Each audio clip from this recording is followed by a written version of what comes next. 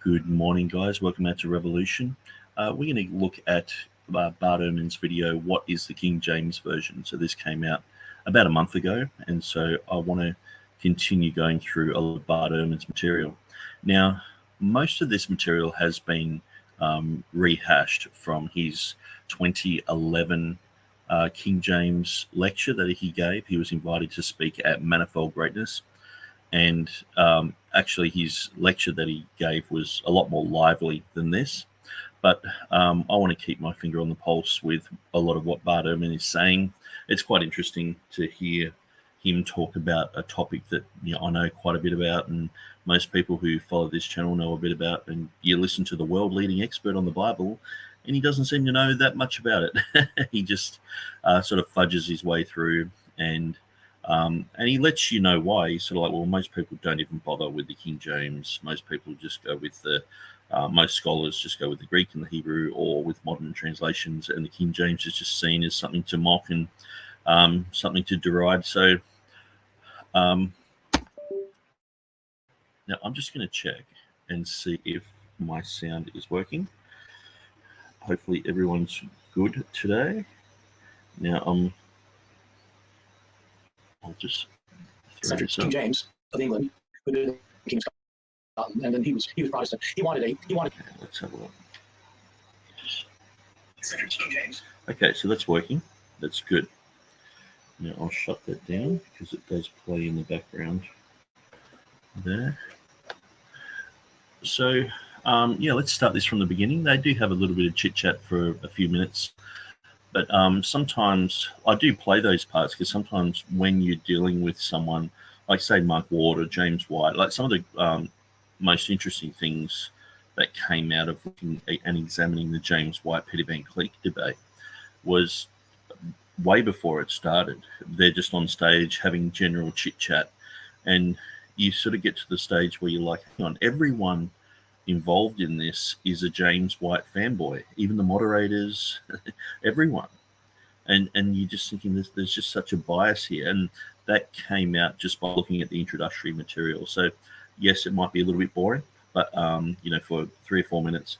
But sometimes those 3 or 4 minutes, we can stretch that out to an hour just talking about different things, because they oftentimes, out of the abundance of the heart, the mouth speaks, it says in Proverbs. And so with someone like Bart Ehrman, he'll say something, and to the average Joe, it doesn't mean much. But to us who know our stuff, we've looked into these things, we've examined these things, we might just be laymen, but we are able to decipher truth from error. We're able to look into these things with an open mind, with an open spirit, and we haven't been tainted by the biased universities and the biased colleges and Bible schools who are favouring modern versions and post Westcott and Hort texts.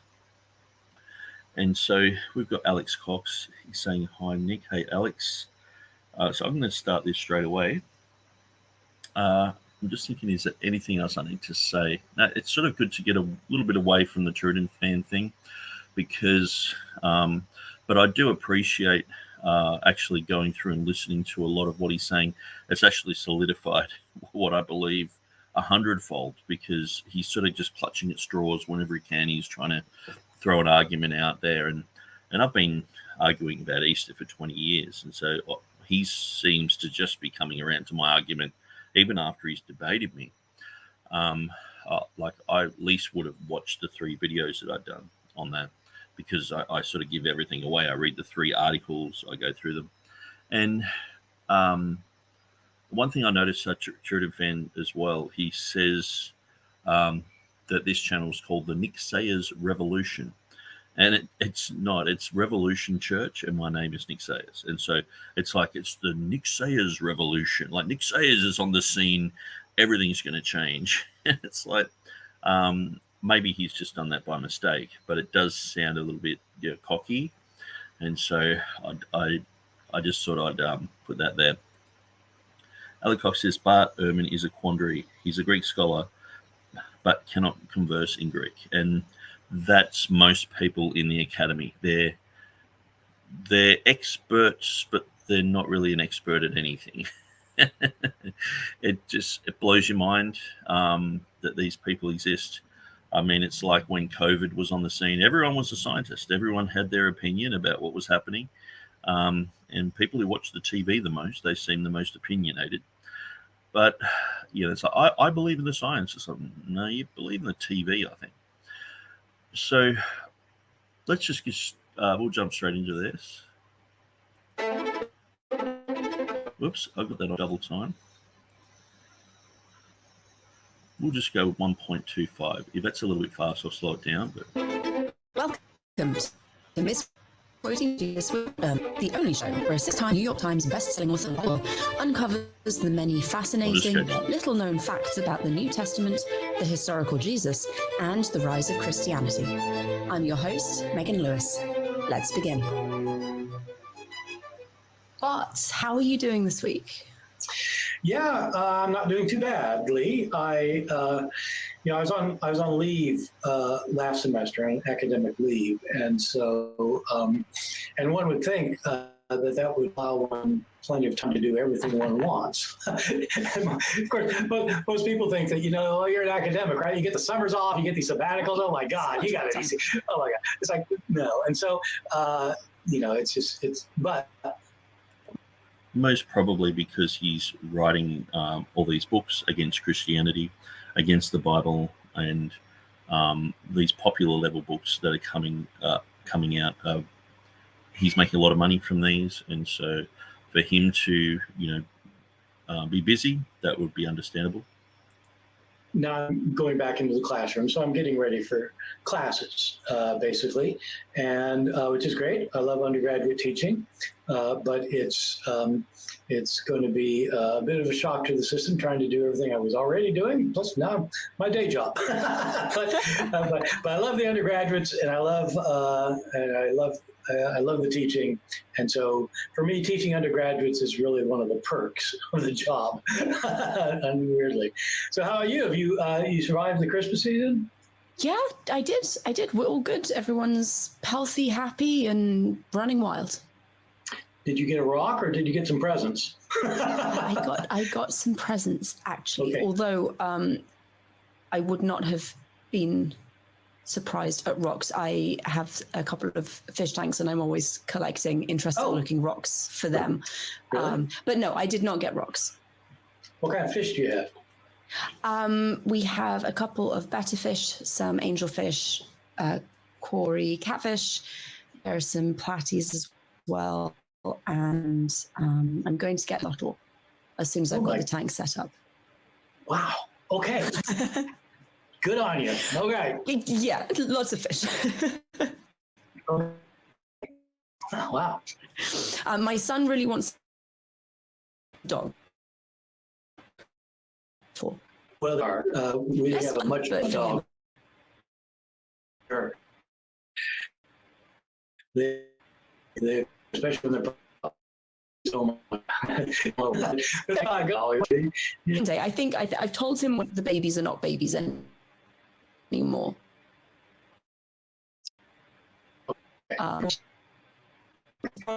Having an 18-month-old is just, I am not strong enough for that particular set. No, I get you. Yeah, no, puppy's a lot more work than you think it would be. And it's obviously chill.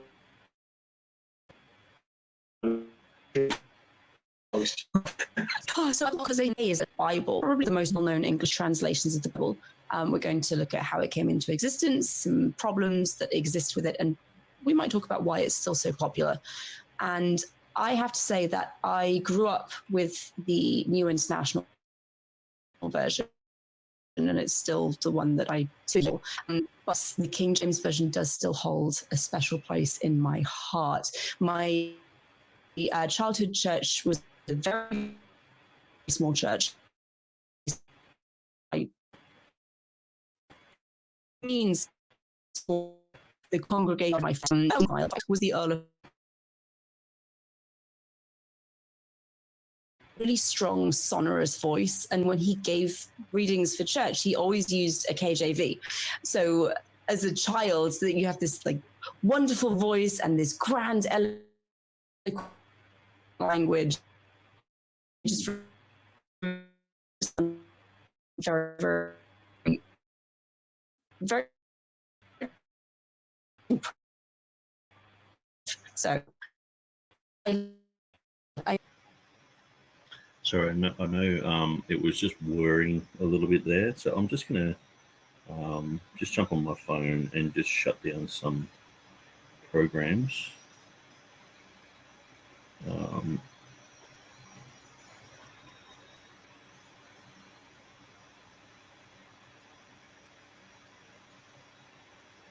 I think that should do it. We should get a stronger signal from now on. So I'm just opening up a few pages because I just ran through the through what they were saying on double time, just to spark my memory about what they were talking about. And so I'm just opening up a few pages here in the background so that can cause my internet to lag a little bit. So Alec Cox says, it's popular to debunk, although fallacious, the New Testament portion of the biblical narrative. Denying Jesus Christ and promoting false doctrine is their only gain. Yeah, and there's money in that because there's a lot of cults, there's a lot of atheists out there who want this material. There's a lot of kids who have grown up in church who have left and they want to deceive themselves. Martin Luther once said, people want to be deceived. And I believe that. Martin Luther said some really good things. He said some really bad things, but that's one of the good things that he said. A. Hannah says, it's interesting that Bart tells his students not to use the AV as their Bible for his classes. Not acceptable for his class. Yeah, and the thing is, if you got Bart Ehrman and you put him with those scholars, they would laugh at him. So what are you actually an expert on? Well, I'm an expert in this and that, and that they would just not recognize what he's an expert in because his type of expertise just it didn't exist back then. And it's like the Jehovah's Witnesses. It's a new thing. It's only been around for a while. And Bart Ehrman would be a nothing anywhere in history. If you dropped him off at the time of Jesus, what would he be? He would just be a nothing. He's not an expert in really anything. And he often overbloats concepts. He talks about apocryphal literature, Gnostic literature, and he talks about them being considered genuine, but then he'll talk about the Bible being considered not genuine. And so he's just trying to, whatever's black, he says is white, whatever's white, he says is black. And he's saying what he says for a popular audience. He knows that he's going to get likes the more he talks about how hell's not real and heaven's probably not real, and you just need to just chill out and relax. And he knows that he's going to get more and more sales, no matter what he says, because oftentimes what he says is easily debunked. It's not even a high level of interaction. So oftentimes, say on a page like the Textus Receptus Academy, we'll get people jumping on there who think they know a thing or two, and they're talking about the detailed things about the King James or the 1598 of Beza or Stephanus or Erasmus. And so they're saying these things, and we're going, okay, well, what about this and what about that? And we're dealing with these fine issues where Bart Ehrman's just sort of got this vague generalization, and oftentimes it's completely wrong. And but this is how he got trained and how he got taught. And this gives us a window into how most apologists think. Because a lot of apologists, they go to Bart Ehrman they want to be like Bart Ehrman because he's the guru. He's making money. See, a lot of these apologists, they have no interest in winning souls and trying to get people on the right track and trying to get people so they're just reading the Bible every day and going out preaching and living like Jesus. These people are like, well, I've been brought up in church and I was going to be a pastor, but it's like, I don't really care about people that much. I want to be an apologist. Now, I'm not saying everyone's like that, but I do know people who are like that, because when you're alone with them or chatting with them, or when you're watching their interactions, about certain issues, they lie, they cover up things. They're not interested in truth. So the thing is, usually apologetics is just something that every Christian does. Apologetics usually comes out of someone who is actively face to face with the world. They're out there witnessing, street preaching, evangelizing, which every Christian should do. There's no gift of evangelism. I've gone through many times the whole thing in Ephesians chapter 4. It's not a gift of that gift is for the church. People say, I don't have that gifting. It's like, no, Jesus just said, go into all the world and preach the gospel to all creation. And so oftentimes people say, I don't have a gift of doing this and a gift of doing that. It's like, no, you're not understanding what Ephesians chapter 4 means. Everyone is supposed to evangelize. And so this is just part of being a normal Christian. And so if you go out and evangelize, you will run into people who are like Bart Ehrman. You'll run into atheists, you'll run into Muslims, you'll run into Jehovah's Witnesses, you'll run into the whole abused youth church crew who have been involved in churches, and the pastor went bad, and so their parents left and became alcoholics and all this, and now they hate the church and they hate everyone, and you'll run into them. And usually they've got their reasons for why they left. And so sometimes it's really silly reasons. Sometimes they hate fundamentalists. Sometimes they hate a certain denomination. But if you're coming up against that, you have to have a strong apologetic. And I find a lot of these apologists are actually trying to be academics. They want to teach in a university. They want to. They're not really engaged with the culture. It's not like they're going down talking to drug addicts about their life and praying for people, seeing them get healed and get saved and get better, get off drugs, become born again. But most of the time they're not really seeing that. And you just listen to what's coming out of their mouth. Oftentimes what they're doing is they're going from church to church. They're getting invited to go there, and they're saying, hey, the Bible is really true. The Bible is really good. And look, not the King James Bible, though. The Bible we've had all this time is wrong, and you should really throw that in the bin. And if you believe in it, you're pretty much a backwoods, hillbilly dimwit. But if you follow us, we're the smart guys. People who are in the academy, they've proven this, that the Bible can be trusted, and things in it mightn't be perfect, but we can't trust in every word, of course, but it's like 99% there. We've got a better better batting average than Plutarch, and so they're sort of going from church to church, just trying to give this confidence. And sometimes that thing can lift people because they're already so down in the gutter with their estimation of the Bible that can actually feel like they've been lifted up. But actually what's happening is they've just been lifted up a step or two, but realistically they're so far from what the Bible actually teaches about itself, about how the Bible is self-authenticating, how the Bible says in itself that it will endure for all generations, that Jesus said that the word of God will endure, that it will be perfect, it will be preserved, that not one jot or tittle will go from the Old Testament. Jesus clearly said that. And he also said, heaven and earth will pass away, but my words will not pass away. He's talking about his own words.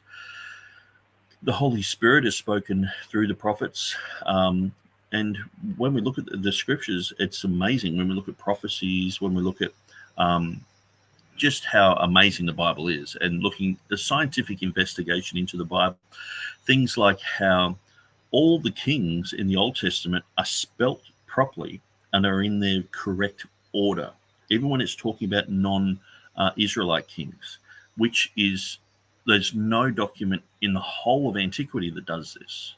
but the Hebrew Bible doesn't.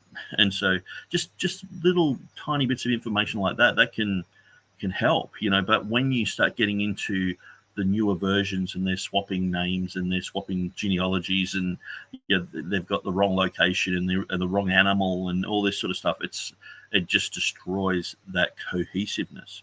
So anyway, I'm going to let these guys continue. JV? I do. When I was growing up here, I wasn't, my family was fairly religious. We weren't really, we went to church, but we weren't like Bible people. And so we had Bibles in the house, but we didn't really read them much. And when I became an evangelical Christian in high school, I started reading the Bible. I think I probably started reading the Living Bible, which is not even a translation; it's a paraphrase, but one you can understand. And I remember the first time I tried to read the King James version, the KJV. I had been reading something in kind of modern colloquial English, and I started reading the King James. I had no idea what it was talking about. He's gone from the Living Bible. I mean, the Living Bible is so bad. It's like the Message Bible of the 1960s. There's even one place there where it has, instead of you, it has like an insult in the Old Testament, but they rewrote that as you SOB. I better not say it. Some Christians get offended, at that. But you SOB. I remember this preacher pointing that out, and I've got an interesting book that goes into a lot of those things in the Living Bible, which was just hanging around here the other day, but I don't have it handy. If I see it, I'll read through some stuff. But yeah, so Bart Ehrman's been involved in a dead religious home. They've got Bibles laying about, but no one really cares about. And then he's gone to the Living Bible, and he's picked up a King James. He can't read it, and he was in high school, and so this sort of shows you. I don't know if they see the irony of this, but they're told, read the Greek, read the Hebrew. It's. Have you studied Greek and Hebrew? After going through the alphabet and after going through diphthongs and after, just getting the basics down so you can just phonetically sound a Hebrew word.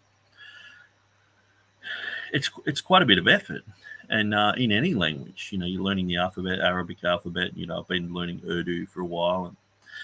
And it takes time and it takes effort. And so here we have someone who's a scholar who says he's a Greek scholar.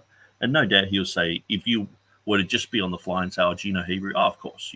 That these guys are just, they overestimate themselves. But he can't read the King James. I mean, it doesn't, it's sort of strange, when you're listening to someone who's saying, I'm a Greek expert, I'm a Hebrew expert, I know the Aramaic, I know the Ugaritic, I know this and that, and then they're like, I can't understand the English. Like Mark Ward, it's like, he wants people to get Logos Bible software, cha-ching.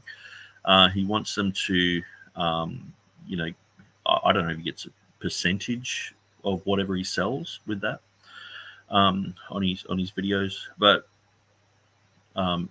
he wants you to download, the Greek and Hebrew packages and go through them and learn those words and parse those words and understand, the stem of those words and how they're related to other, the etymology of it and all that. But you can't pick up the King James and just read it. And sometimes I'll just read a section of the King James and I'll just stop and say, did you guys find that hard to understand? I didn't. Sometimes, now I'm a realist.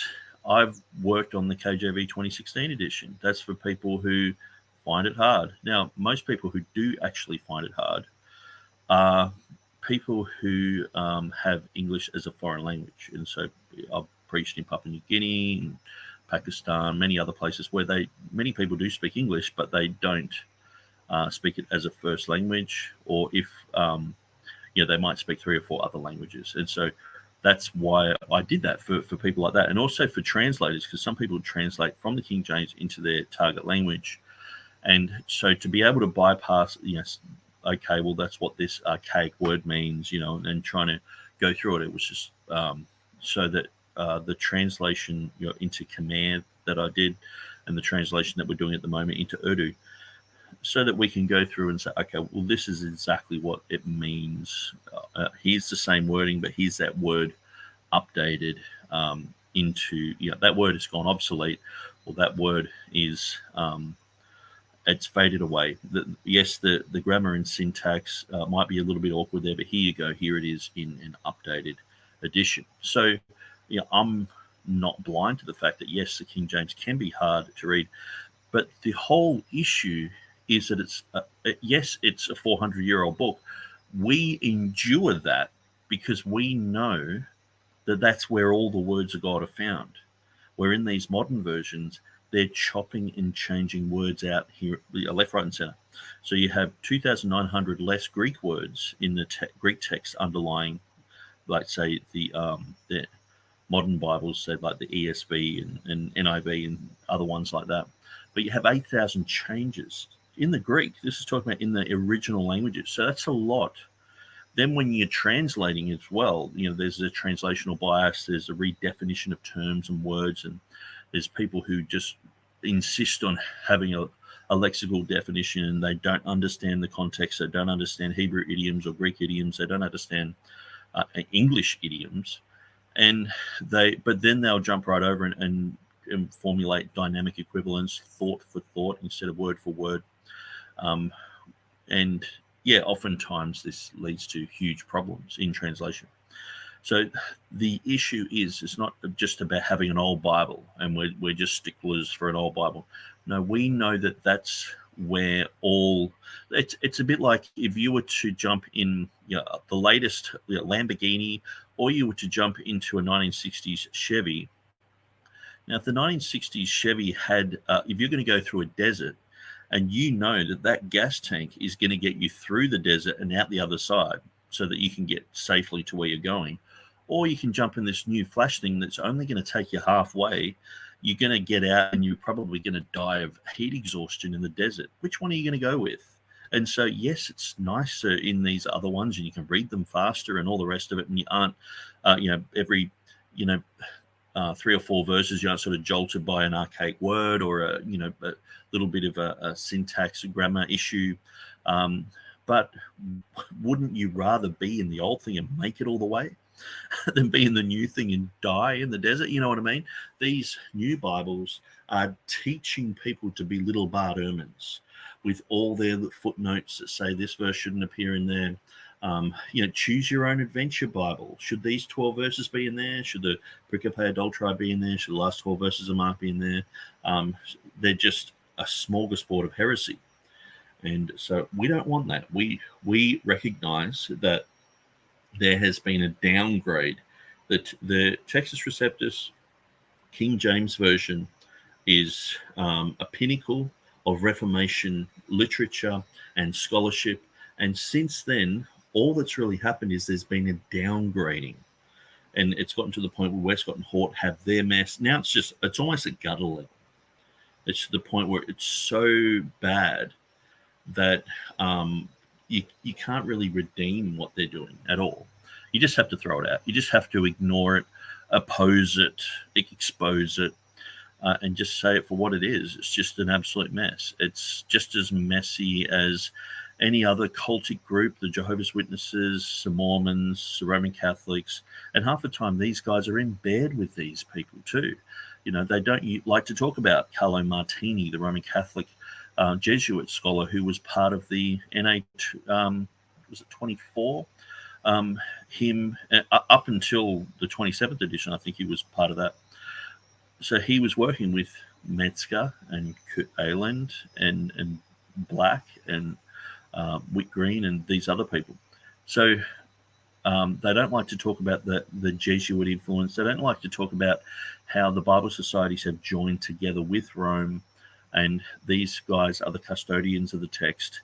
They don't like to talk about George Van Smith, the Unitarian who worked with Westcott and Hort, who wrote a book saying that the doctrines have been changed in the Revised Version. These type of things are just sort of like, let's not talk about it. Let's just do apologetics and say we've got lots of manuscripts. Yay, look how many manuscripts we have. And, but what they do is the text critics and people in the academy, they encourage apologists to lie. Okay. So the apologists will come to your church and say, we have, Bart Ehrman later on says 5,600 manuscripts. It's about 5,200. That's sort of like the Peter Gurry sort of myths and mistakes count. Okay. So we've got about that many. And they're saying, so we've got all these manuscripts and we have all this stuff, and it's an embarrassment of riches, so the scholar will tell you it's an embarrassment of riches. And that the apologist stands in front of a church and says this to the congregation, and they think, wow, since the King James, they only had a handful. Now we've got all these others. Oh, isn't that amazing? That backs up all these readings. But when you realize, no, that 99.9% of those manuscripts back up the King James, they're basically Byzantine, you realize that if you get past the surface level of apologetics, you start going, well, yeah, we only have about 50 manuscripts that sort of back up our position. The other 5,150, we sort of just throw them straight in the bin. But we use that as a deceitful apologetic. We say, oh, we've got all these manuscripts, and we throw them in the bin. Because it's a bit like if you were talking to a Jehovah's Witness and you said, okay, we've got all these manuscripts, they would just turn around and say, yeah, but most of them are Byzantine, which we don't go with. They're useless. And so, but the thing is, in the academy, they don't tend to say that. They tend to put all these manuscripts on their side because a lot of these have been not necessarily found, but catalogued later. So these could have been looked at. I mean, even I was reading through Erasmus's Annotationis in at the point of 1 John 5:7. I was reading through that yesterday, and he mentions, no, it was actually Grantley MacDonald in a footnote. He mentioned that the British Codex, which a lot of people have said is the same as Montfortianus, but I'm just not sure on that. Some people say it is, some people say it isn't. I'm on the fence still. But he said it was taken to Venice. It was taken to Italy by some guy. And just think, that's not far from Constantinople. I mean, manuscripts have been, flowing around the place. People have had them. Like, say, look at the Complutensian guys. They had a whole bunch of manuscripts in Spain from the Vatican Library, and then they've given them back. And so who knows what was there? Who knows what was involved? Most people have no idea. When you look at Erasmus was using manuscripts from all over the place. And when you study where Erasmus lived, who he lived with, and libraries that he went to, and even just in talking about the common, he's like, I went to this library and they had these manuscripts and these were the readings. And he's scouring the libraries of Europe, going through manuscripts. And so they try to make out that there's, 5 manuscripts. If you talk to James White, he says between 6 and 12. If you talk to Stephen Boyce, he says, I think it's between 7 and 10, or is it 7 and 11? Maybe he just drove past in a 7-Eleven on the way to do that speech, and he just, 7-Eleven. Dan Wallace says 5. And then when you really push James White, he says, perhaps 20. So who's got the official number? There's no number written down about how many manuscripts Erasmus had. And this is the thing. And they try to make out that Erasmus only had one manuscript for Revelation. But why does he then say at the end of the book of Revelation that he consulted other Greek manuscripts, plural, and he spotted homoioteuton? How can you spot homoioteuton in the last 6 verses of Revelation, if the only manuscript you have of it, that those bits have fallen off. So there's all these overlapping stupid stories. Really, they're dumb stories. And even Bart Ehrman, in this, when he's talking about Erasmus, he says, "Oh, this has probably been disproven. It's probably not a true story, but it should be," because they love these type of stories. That they're addicted. What I'm noticing, these guys are addicted to pigeonholing who you are. You can be an individual. You can be, loving God. You can have everything right in the eyes of man and the church and everything like that. But if you follow the King James TR position, you're a psycho. And they'll pigeonhole you as that. You're a Stephen Andersonite, you're a Ruckmanite, you're a Ripleyite, you're a whatever. And you might never even known who these people are, but you're part of their crew.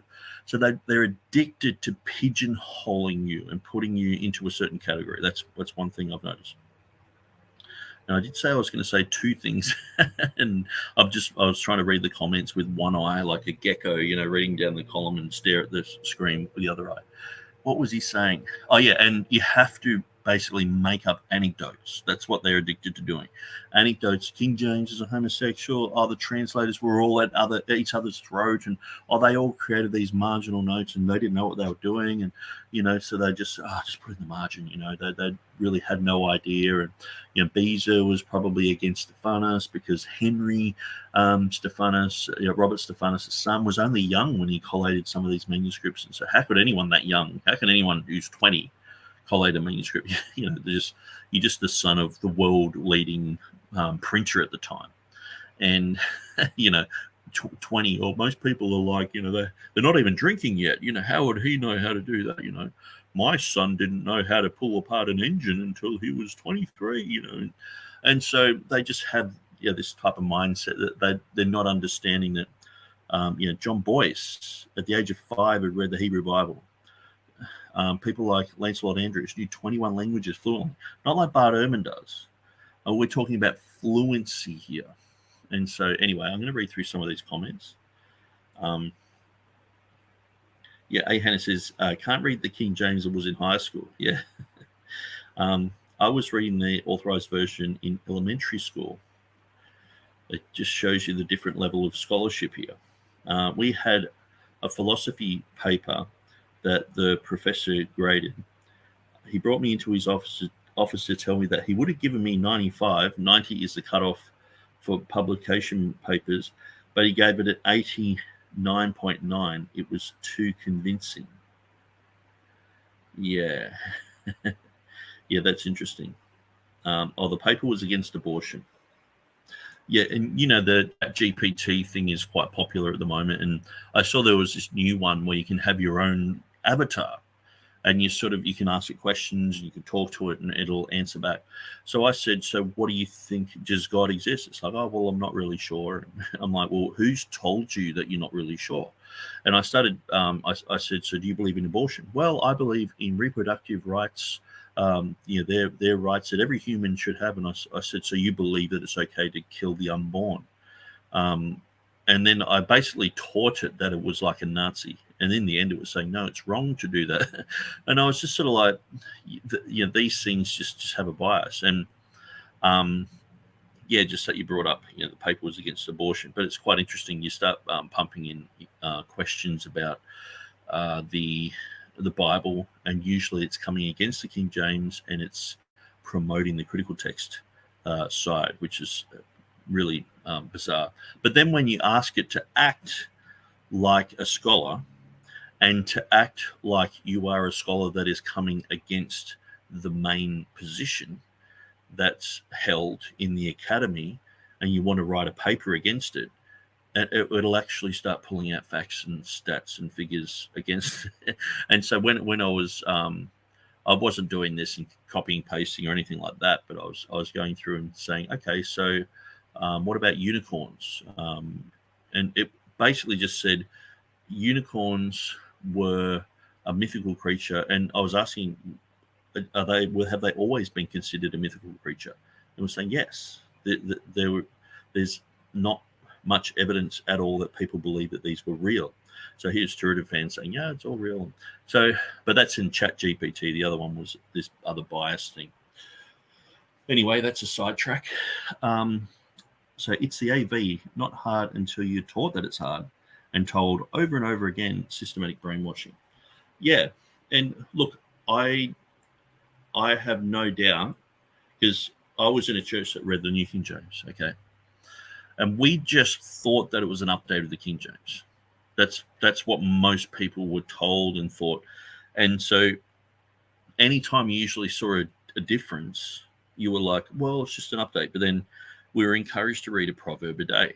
And so that's where it really started opening my eyes. I'm like, this is different. This is wrong. This is not saying, and that's not an update of the King James. And why are these marginal notes saying that this verse shouldn't be there, or the NU says this, and so, but I do remember times. I remember there was this lawyer, and he only came to our church because he was studying law, and he wanted to learn more about laws and about biblical laws, because he was convinced that all the laws from Australia came from scripture somehow, and so he wanted to learn that as a basis. So he kept asking questions about the law, which at the time it's like, yeah, we're New Testament Christians. If you went to the SDA church or something like that, you probably get a little bit more understanding.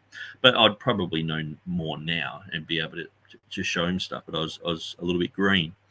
But I remember we were doing a Bible study, and sometimes you'd have 10 people come around, and most people would just read the New King James, but every now and then there would be a King James floating around. So he ended up with the King James, and he went to read it and was just like, and so someone gave him a New King James, and he read it okay. And it's little things like that have shown me, like he's not purposely saying, oh, it's hard to read or anything. It was just throwing him back a little bit. So it does take a bit of practice. And I read the King James every day, and it's the Bible that I read. It's the Bible I study from. Whenever I'm doing articles or anything like that, I'm using the King James. And so, but I do understand that some people, and this was a guy who was studying law, so it's not just some kid like the Ploughboy Mark Ward always talks about. And so I do understand that. And see, Mark Ward's coming along saying, oh, it's hard to read words. And I think sometimes we can just go, everything he's saying is wrong. Where it's sort of like, well, to me, I'm just like, well, you're stating the obvious. There are hard to read words, but I'd rather have all the words there and have them hard to read than, like I was saying about the two cars going through the desert. I'd rather drive in the old car that makes it than the new fandangled one that doesn't make it. And the problem is when you're debating doctrines, when you're debating about the Trinity with Jehovah's Witnesses who come to your door, and when you're out street preaching and 10 Muslims come crowding around you and they're asking you about all sorts of doctrines and things like that, you want to know that the Bible that you've got, you can go to that verse and it's going to be there. For starters, half the time you go to the NIV, half the time it's important verses that are taken out. And so I just go straight to the guts of it and I say, well, 1 John 5:7. And that usually, sets off the hounds of hell. And so people start debating and arguing. And especially with other Christians, they hate you doing that type of thing, because what you're doing is you're saying all the words of God are good. And I'm going to use this verse to defend the Bible. And they're like, no, you have to have your list of verses that aren't in the Bible, but they're printed there. They're apocryphal, but then, and so Bart Ehrman recently went on an atheist channel and pointed out his 3 favorite contradictions in the Bible. Of course, Bart wasn't reading the King James Bible because it doesn't read as a contradiction. Yeah. That's what you see is, you're out in the streets and someone says, the Bible says that if someone rapes someone, that the woman has to marry the rapist. And so you go home and study it. It's in the ESV, it's in the NIV, but in the King James, it's talking about 2 consensual people, not someone who got raped. And so what a horrible concept. And so this is the type of thing that the average person on the street is you think, did they just make this up? Or are they listening to Dawkins? Or what's, they've been dorked by Dawkins. It's like, no, they're actually probably reading the NIV. And so that's how bad these versions are. These versions are antichrist. anti-Christianity, anti-truth, anti-logic, and yeah, we should have a huge bonfire and burn them, really. So they're basically slanders. The Bible calls slanderers fools. Absolutely. I was doing Shakespeare plays in middle school. I was being read Macbeth and Romeo and Juliet in 5th grade, and so I think that's the thing. If people haven't had a little bit of that, sometimes they can struggle. I know when I first read the King James, I was in a Christian bookshop because I was given a New King James, and I started to read through that. And I actually, the first week of my Christianity, I memorized Proverbs chapter 1, verse 1 to 7. And there was a verse, and so I went into the Christian bookshop and I just grabbed the Bible. I looked it up and it had dark sayings instead of like enigma. To understand a proverb and an enigma, it had dark sayings. And in my mind, I'm thinking, what, evil sayings? What's that? And I'm thinking the King James is wrong because I'm just, barely sort of literate. Yeah, just a new Christian. And I went to Bible study and they said, any questions whatsoever? And I put my hand up and said, how come the older King James says the dark sayings and the New King James says this? New Christian, just pointing out, hang on, this seems different. And the Bible study lady just sort of got angry at me and didn't really answer it. And it was like, okay. It was like, well, I'm asking questions that I haven't been bashed over the head with yet that you shouldn't answer. You shouldn't ask those questions in church. You get with a program that, if you follow the King James, you're a bit of a weirdo. Oh, okay. Yeah, I didn't know that. Sorry. So after a while, you sort of, most of my studies, nearly all the study tools I had were coded to the King James. So usually when people study, when they're a TR person, when they study, they just come to a conviction that the King James is good. You just, if you study things properly, you can't get around that. You can't get around the fact that these things have been translated properly. So Alec Cox says, thanks, Nick, got to go. I'll be listening though. God bless, brother. Thanks, Alec. Let's just continue with the video. Like, oh my God, I did not know what these words mean. This is hard. Bible shouldn't be hard. And so I didn't have that. I didn't grow up with that kind of reverence for the King James just because it wasn't part of my world. Although I agree, and we'll be agreeing throughout this episode, that the King James, now I know, is one of the great classics of the English language, and is a book that very much deserves to be read and experienced. But my first encounter wasn't good. And most scholars will say that, it's a great book to read, but it's just wrong. But it's pretty, sort of thing. It's like you're admiring, the Opera House or the Sydney Harbour Bridge in Sydney. You're like, wow, that's nice, but it's lost its function and no one uses it anymore, or something like that. Looking at a ruined piece of architecture. So, well, for its day it was good, but they were just mistaken, and I have to say, I've never actually sat down and read it. And the thing is, like, even someone like Richard Dawkins, he's like, if you haven't read the King James Bible, you're a barbarian.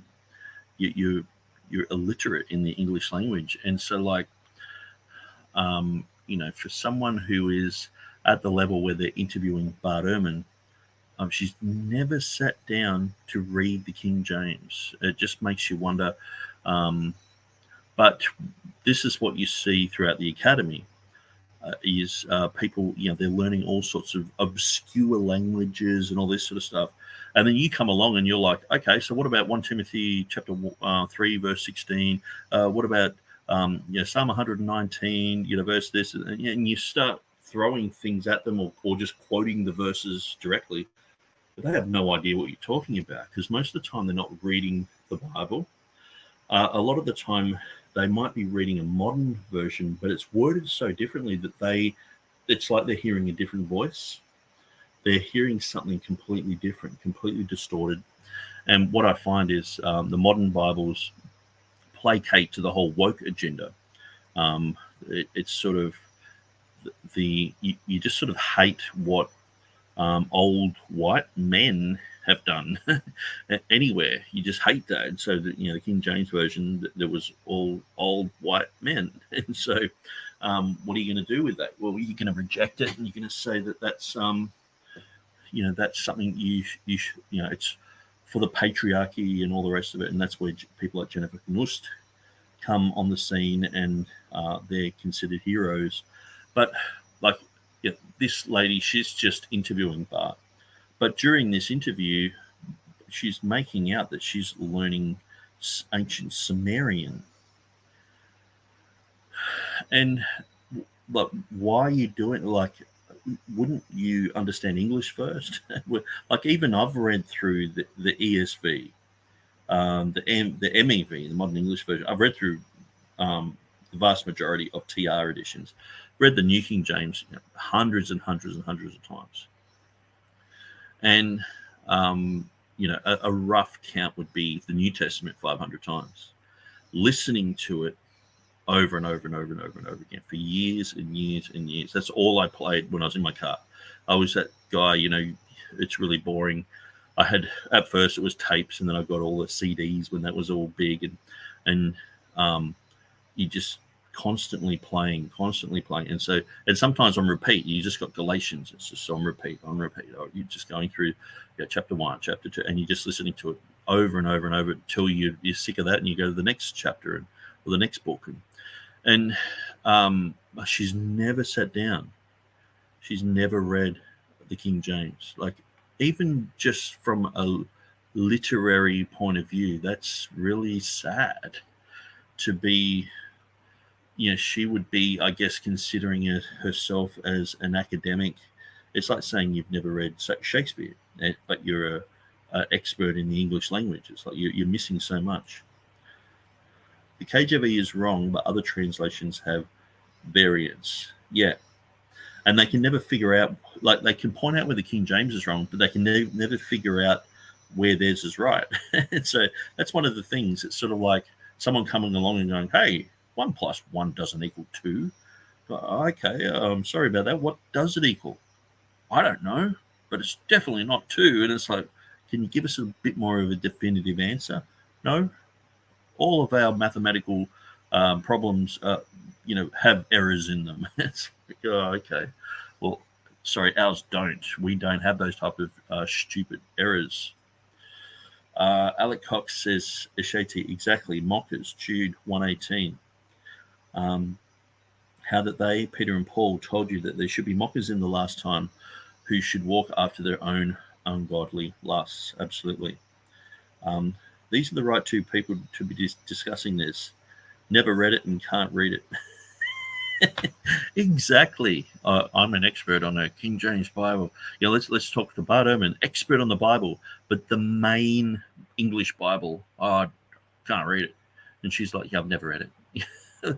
Even for this interview, wouldn't you think, oh, look, maybe I'll just brush up on it. Maybe he'll ask me a question on it. It's like, if I was going to jump on and just say I was to interview Bart Ehrman and we were to talk about the Revised Standard Version, I'd probably zip through 20 chapters or something before I chatted to him, just to get the feel of it and okay, well, that's what we're going to be talking about. And she's like, I've never sat down and read it. It's like, you're exactly right, Nick. Have you ever read the Smithsonian view on whiteness? No, I haven't, actually. That would be an interesting thing to look at. One of the beliefs that the Smithsonian had put out about whiteness is Elizabethan English. Oh, that's interesting. That's really interesting. So Hudson says, the YouTube channel Love Thy Neighbor did a documentary on the King James Bible called The Preserved Bible. Oh, yeah. So that's the IFB guys. So, yeah, I started to watch that. I sort of got about 5 minutes into it, and I was like, okay, I have to actually watch it. it's not something you can just listen to because it's got a lot of intro sort of music and stuff. And I thought, well, I'll sit down and actually watch that. And so most of the things I like, even this type of thing, I don't sit there and watch their faces. I usually listen to it and do something else and sort of maximize my time. Okay, so we're 5 minutes into it. Let's keep going. Read sections of it. I've had it read, small sections read to me in church. And it wasn't the standard version that was used in my church. It's just Miles liked the King James. So if he was reading, that was what was being read from.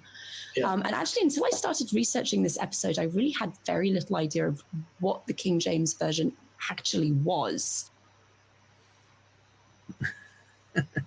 Until she started researching for this, she didn't even know what the King James version was. I mean, anyway, I'm not sure if Bart Ehrman has deliberately gotten someone who just knows nothing about the Bible. I mean, anyway, we're here to sort of examine Bart Ehrman. I'm not sure who this lady is, but that's very, very telling. Except, just an archaic sounding translation of the Bible. So for those who are similarly bereft of knowledge, could you give it like a brief explanation of what it is and why it's an important thing to have an awareness of? Yeah, it's, as I said, it is one of the great classics of English. It was a translation that was sponsored by King James of England. In 1611, it was done, 1611. It had been commissioned in 1604. A lot of people today, there are still a lot of very, especially conservative evangelical Christians and fundamentalists, especially fundamentalists, who think that the King James was the first English edition, and many of them think that it's the inspired edition. So notice he starts going into the anecdotes. They think it's the first English edition. I don't know anyone who thinks that. I just haven't. I know there might be whole entire churches in the United States somewhere where if you go in there and you say, why do you follow the King James? What's the first Bible? I don't know. I've never heard that. Now, I've heard people say that people believe it, but I've just never actually heard people say that, except for maybe people who are like on her level, who they just go, oh, is it the first? But but they don't know anything, and they're like, but I've never heard it. Not to my knowledge.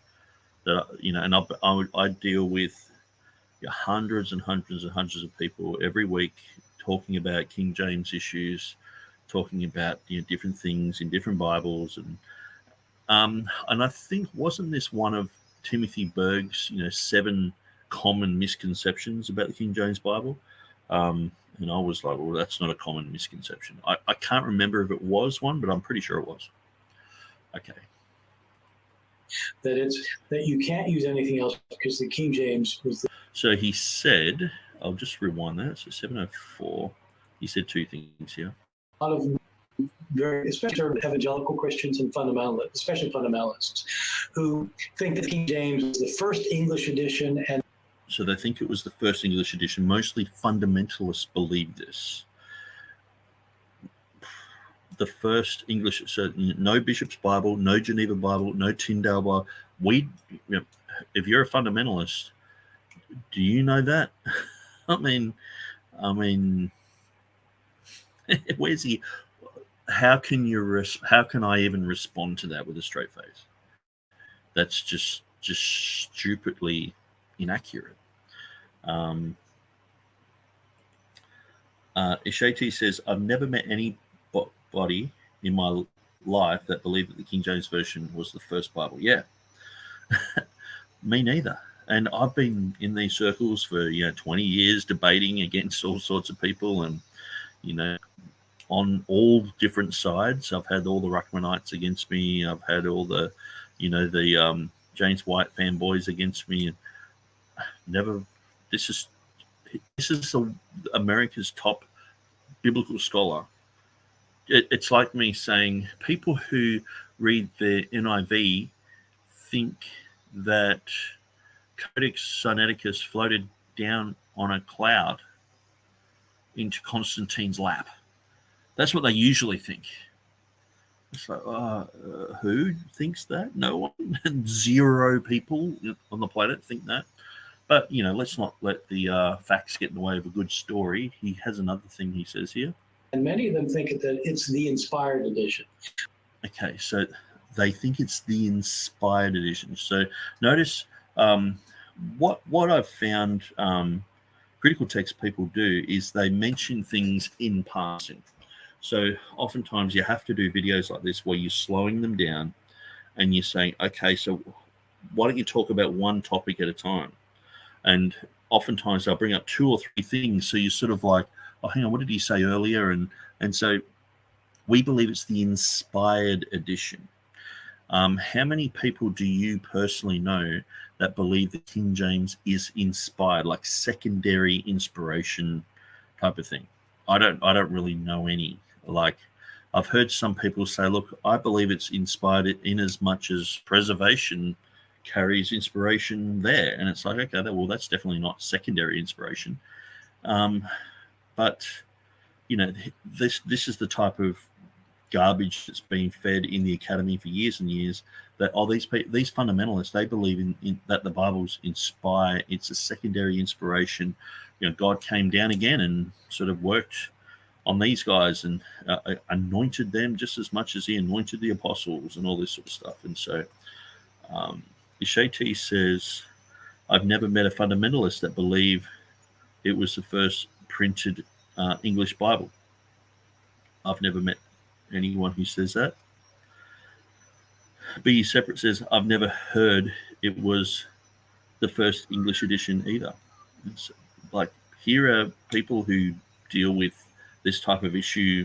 We've been every day, and we've been dealing with this stuff for years and years and years, and we've never heard of that, Bart.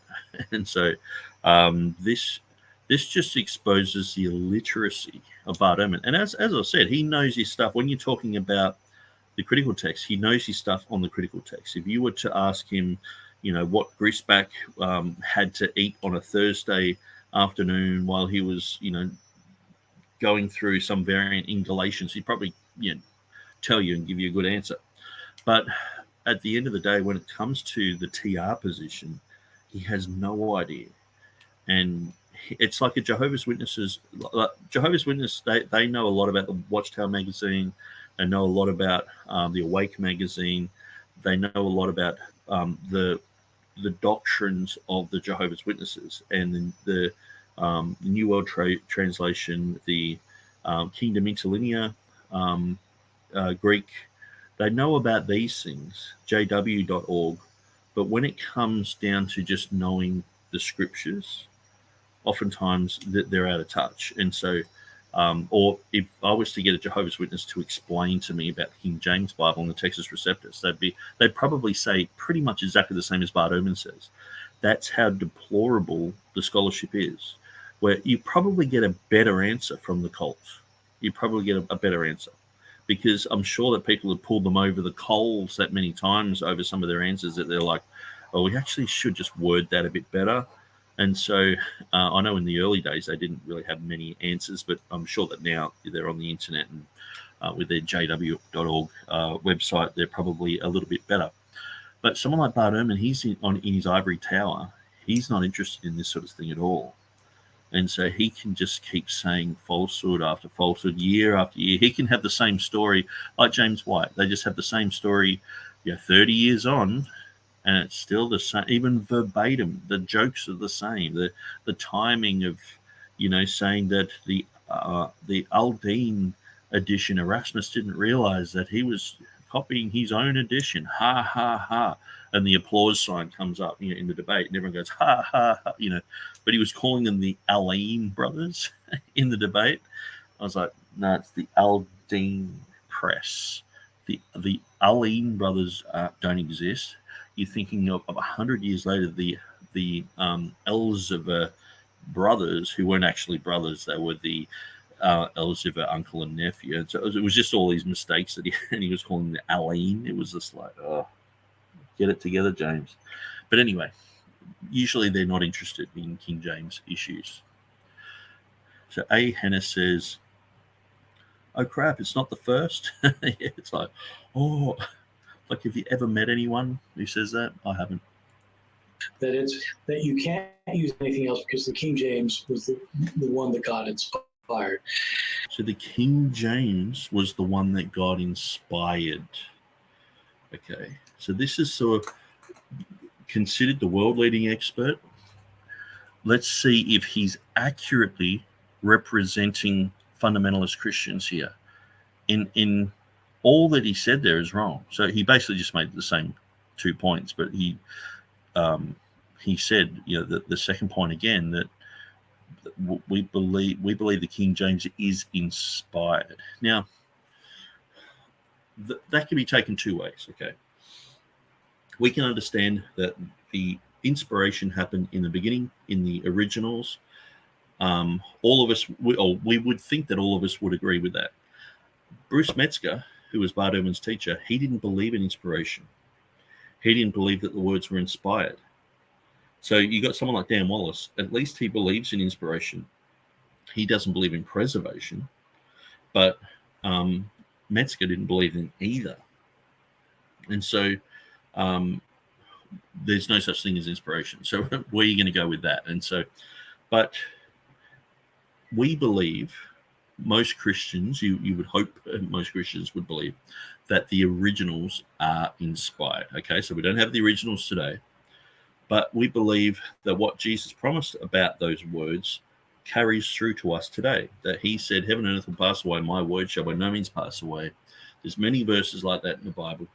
And so the words of God, the inspiration, it's like a train carriage. So you got like a horse and cart. So you got the horse and you got the cart. In the back of the cart, you've got all the diamonds, which are all the words of God. They're in the back of the cart, all the words being carried through time. And they've been carried all the way through to 1611, deposited in front of those translators, and they translated that into English. That's what's happened. Okay, it's not secondary inspiration, it's called preservation. But see, most of these guys don't believe in either. And if you watch the Textual Confidence Collective with Elijah Hixson, Timothy Berg, Peter Montora, and Mark Ward, most of these guys say at some time when they had left their King James position, they dumped preservation. But then they've sort of come to this other nuanced view of preservation and saying, read this book, that'll explain it. And so I'd love to read through that book actually and just see the difference. But they're like, well, we dumped it and now we've come full circle and we do believe in preservation, just not how we used to believe it, or pretty much how the Bible says it should be. Anyway, let's continue. What I'll say about that is that it was not the first edition of the English Bible. Really? Oh, gee whiz. This is why you're the smart guy, Bart. This is why you're doing these best-selling books. New York Times bestseller, comes out with a clanger that the King James was not the first English Bible.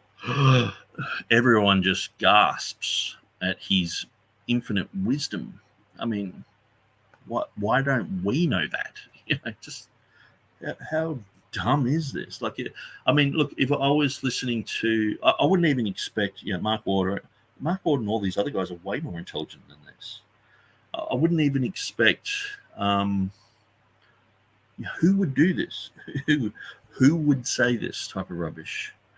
I can't think of anyone who would stoop that low to say this, or to be that dumb and illiterate about the Bible that they would think that people are actually making these types of claims. At all, and people don't realize this. So just to give you a little bit of historical background, throughout the Western world, of which... So he's going to teach us now, because we don't know anything. We don't know that there's these other English Bibles around. Oh, we thought it was the first. Oh, no. Oh, no. England and America are apart. Throughout the Western world, throughout from the 4th, 5th century onward, people read the Latin Bible. The Latin Bible was translated from the People read the Latin Bible, the Armenian Bible, the Ethiopic Bible, the Syriac Bible, the Coptic Bible. People read the Latin Bible. Notice it's just these broad generalizations. I mean, how many other languages had the Bible been translated into? Hundreds of languages. By the year 400, it was in hundreds of languages. And so Bart Ehrman was like, it's just the Latin. I mean, if he's being specific and talking about, okay, in Europe, the Latin was mostly used. It's like, okay, yeah, I can understand that. But it's just this vague, that was the Bible. You know what I mean? Is he talking about just England? Or because we did have the Wessex Gospels, the Anglo-Saxon text, we had that as well. Hebrew and the Greek, starting in the starting in the 2nd century, but the Latin Bible people used is called the Vulgate, the Latin Vulgate, and that was started by Jerome, who was this 4th century scholar, who was a brilliant scholar who could read Hebrew unusually in the West and could read Greek, and that's because he lived in Bethlehem. He translated the Gospels into Latin, and then people did different parts, and so you get the Latin Bible for hundreds and hundreds of years, and that was understood to be the sacred Bible in the West. The first time there was an English translation, a full English translation of the Bible, was actually not from the Greek and the Hebrew, but was from the Latin, and it was done by Wycliffe. Wycliffe's Bible came out in 1382, and a translation from the Latin. So what ended up happening is that a lot of the hierarchy in England, it was all Catholic, and the Protestant church hadn't started yet, but the English hierarchy in the church didn't like the fact that the Bible was available in English, because if you let people read the Bible in their own language, all kinds of ideas. Yes, and they'll come away, they'll misinterpret it, and they'll come up with crazy ideas, and so it's really better for us experts to explain it to them rather than have them read it on their own. So they passed a law. They passed a law in England in the early 15th century that made it illegal to translate the Bible into English as a result of. So all that he's saying here is factual, and you'd find that on a normal Wikipedia page. Wycliffe. And back then, of course, the church and the state were not like two separate entities like they are in America. It's like, it was punishable by death. So the big change came in the early 16th century with somebody named William Tyndale, Tyndale. He is arguably the most important figure for the English language after Shakespeare, and people don't know about it. Now, I would say that as well. This is one of the things that I've said for many years, that a lot of people, like there's been movies about Luther and the rest of it. If someone made a Hollywood-style movie or series about Tyndale, it would open a lot of people's eyes, because he was basically the main guy who sparked Reformation in England. He was the main guy, and he was also deeply influenced by Luther and Erasmus, and murdered by Henry VIII. So it's a very interesting story, and it's sort of like a martyr story as well, where Luther is sort of like, in the end, you expect him to die, and he doesn't. He keeps living. In where this guy, he dies, and it's the full, Braveheart ending, Passion of the Christ type ending. It's a tragedy, but it ends up being a good story, because like the next year, that's like God answered his prayer. He opened the King of England's eyes, to the point where the Bible that we're talking about today is called the King James Bible. So obviously the king was influenced. So I would say, yeah, Bart is correct here, and I would be in agreement with him there. I'll just answer this here. If you read the New Testament, you can clearly see the first Bible wasn't in English. Yeah, absolutely. It's just these silly anecdotes that people bring up. He decided to, he was Protestant. So this is after the Reformation started. He was Protestant, and in 1525, he had translated the Bible from Hebrew and from Greek into English in 1525. He had to move to Germany because there was a death warrant on him for doing this. And the Bible was circulated then surreptitiously. Surreptitiously. Thank you. Tito's most famous for coming up with English words that have survived all these years, and that's one of them I missed. So anyway, he ended up getting betrayed and was captured and was burned at the stake in 1536 for translating the Bible. But after he translated the Bible, other Bibles started showing up. And finally, by the early 17th century, King James of England, who had been the King of Scotland, and then he was Protestant, he wanted a translation of the Bible that could be used in the churches. And so he authorized a committee of mainly Oxford and Cambridge scholars in England, mm-hmm. in 1604, and he commissioned them to translate the Bible. Back then, people who, some of us are New Testament scholars who read Greek, but in the early 17th century, if you read Greek, you read it like the newspaper. And these were highly, highly skilled linguists. And they spent 7 years and they translated it. But the thing about it is, just in terms of this will be the end of my background story, the thing about it was that what they basically did is they took Tyndale's translation and tried to improve it in places. So that the best count is that the King James Bible. So you notice how simplistic this is. They basically got Tyndale's translation and improved it. And so, you got Tyndale, and then it goes through Tyndale's second edition. His Coverdale took over his work. And then you've got the Matthew's Bible, then you've got the Great Bible, and then you've got the early Geneva New Testament, and you've got the Geneva Bible, and you've got the Bishop's Bible, and then you've got the King James Bible. So it's not like, they're just using Tyndale, sort of thing. Bible's words, 92% of them are taken from Tyndale. So 92% are taken from Tyndale, the words. Well, of course, if you're translating into the same language, the King James scrapes in to be modern English, okay? Tyndale's is written in Middle English. But there's going to be similarities. It's only, 80 or 90 years between them. And if we were to translate anything using different, or we're translating the same thing. It's not like they're just translating, it's a different book or something like that. Of course, there's going to be 90% similarity. I'm sure that there's 90% similarity between the critical text and the Textus Receptus. 96%. 96% similarities, but we know how many differences that equals. So he's saying it's 92%. It's like, I understand there is the shadow of Tyndale on all that. I'm not saying the King James translators were trying purposely to be against that or anything like that.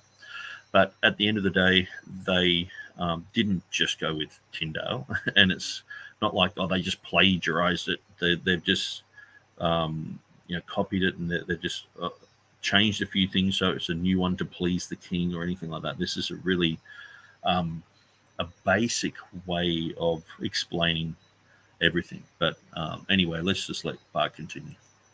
Wow. And so Tyndale is really the one responsible for what we have as the King James Bible.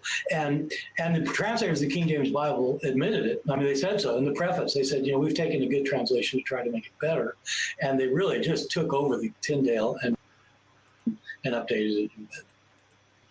And so, no, it's very clear that they looked at all the translations. So they looked at every English translation, they looked at every foreign language translation, and they used the originals as well. So it says that in the dedication to the reader, and they wanted to make one exact one.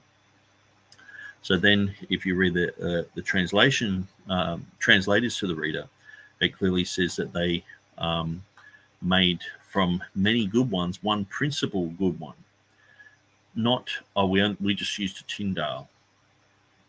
Yes, Tyndale was first, and all these others were influenced by Tyndale, but this is just way oversimplified, and I don't know anyone who's explained it like this.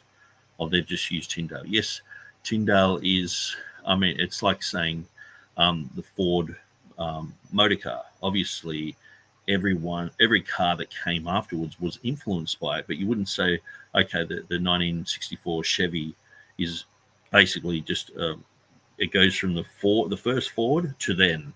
There's a whole bunch of processes in between to the point where that car doesn't look anything like it did. It's changed, it's morphed. There's been different scholarship that's come into play. There's a Geneva Bible, the Bishop's Bible, and mostly, if he said, they did these other editions in between, and the Bishop's Bible is the one that they use as their draft, I would go, okay, because that's usually what gets said. But see, the thing is, what people tend to do is they go with Norton's, is it David Norton? I'm pretty sure it is. Norton's understanding of, he has the Bodleian 1602 on his mind all the time. So he's like, that's what they were updating. They were revising the Bishop's Bible. But you got to read what they did carefully. Okay, so it says, yes, that was their draft, and we know that there was like 40 Bibles of that printed, and that was to be their draft. But they amended the text according to the originals. So what has precedence? The originals has precedence over that. And they were to check the other earlier Bibles. So that actually has precedence over it as well. So it's not just saying, okay, well, they could have done it with a Geneva Bible. They could have done it with an older Bible and come up with the same thing. It was just that because the Bishop's Bible was probably the best or the closest update that they had. It's like, okay, let's use that as the draft. Then we can go through and we can make updates. And so I can understand people falsely assuming that it's an update of the bishops. No, it's an update of all the English Bibles, and it is a translation of the original Greek and Hebrew. So this is something that's not mentioned once. The Beza 1598 text is not mentioned once in Norton's book. So he wants us to have this, okay, come from the Bishop's Bible. So, and Bart Ehrman is saying come from the Tyndale Bible. He's sort of skipping 100 years here, 80, 90 years.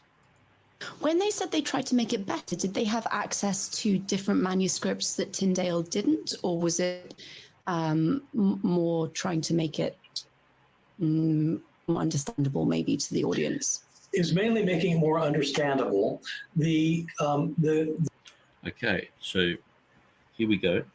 Did they have access to manuscripts that Tyndale didn't have access to? Okay. The Greek, the way Tyndale had dealt with the Greek New Testament was by using the printed version of the Greek New Testament that had come out a few years earlier. The first edition of the Greek New Testament came out in 1516. And so for those who are not quite sure what I'm talking about here, throughout the centuries, the New Testament, as every other book, had to be copied by hand. And so the word manuscript means a book written by hand. And it wasn't until the invention of printing by Gutenberg in the 15th century that people could print books.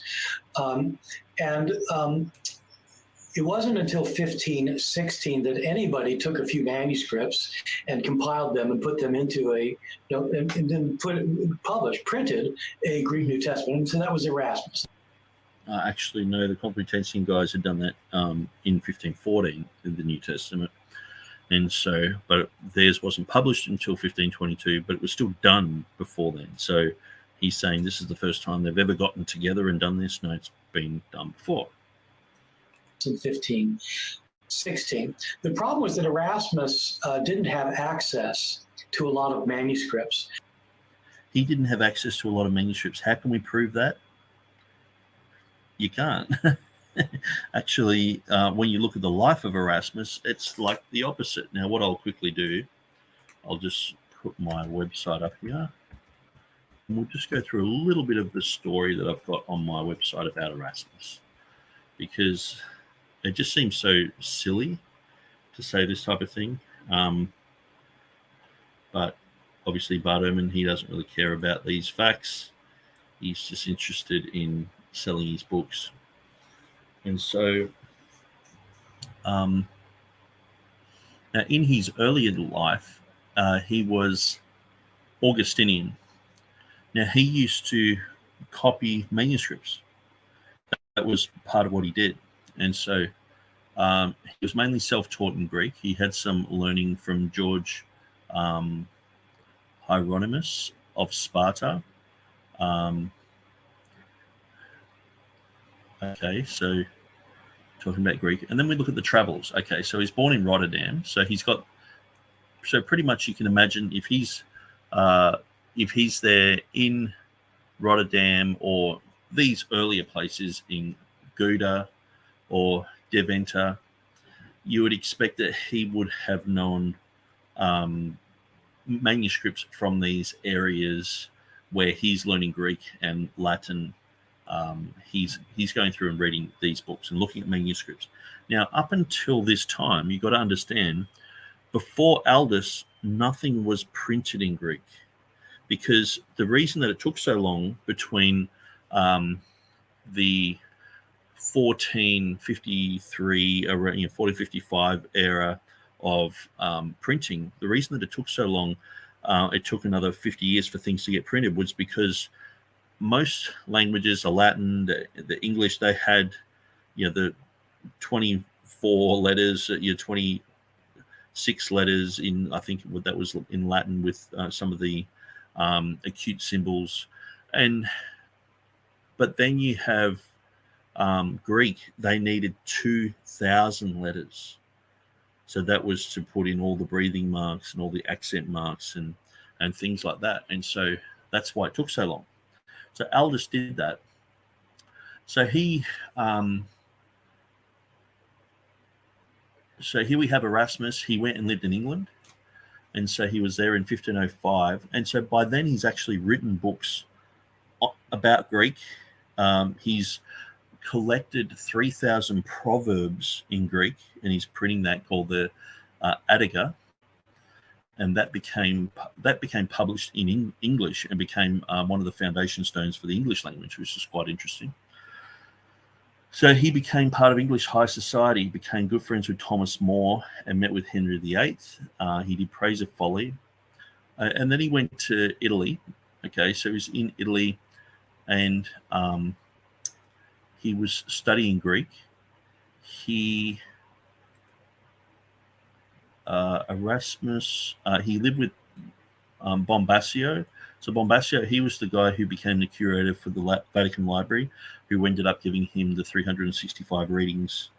Was it Bombascio who did that? Or maybe that was Sepultiva who did that. But anyway, so Bombascio, these are intellectual guys. So he lived with him for 13 months in Venice. So he introduced Erasmus to the upper echelon of Greek scholarship of that era. And then he lived with Aldus Manutius. So for 7 months he lived with him. He was the printer who I was talking about, who was printing the Greek. So he became a proofreader there, got reading through and proofreading his Bible. So the year before, in 1506, Aldus Manutius had actually printed in Greek 6 chapters of the Gospel of John. And so you're talking about probably the most legendary Greek scholar in the whole of Europe at that time. And he also ran the Byzantine school there, and so which had a core of Byzantine scholars. And so Erasmus was considered one of the main guys there. So this is how fluent he was in Greek. So you Bart Ehrman, these other guys are telling me all this time, he didn't have access to Greek manuscripts. He had access to any Greek manuscript in England. He knew Thomas More. He met with the king. I mean, yeah, libraries were open to this scholar. He could have looked at anything. And he was doing a Latin translation of the Bible. Then he did his Greek-Latin diglot. So, of course, he's going to be thinking about these things, looking at things, writing down things. And so then he lived 12 years in Basel. And so there was... Erasmus surrounded with biblical manuscripts from his childhood in the 1460s until the publication of the Greek text in 1516, which is a period of over 40 years. He worked for over 12 years on the text itself. The preparation had taken years. So in 1505, Erasmus wrote to a friend, "I shall sit down with Holy Scripture with my whole heart and devote the rest of my life to it. All these 3 years I have been working entirely on Greek and have not been playing with it." So already since 1502, he's been studying Greek. Okay.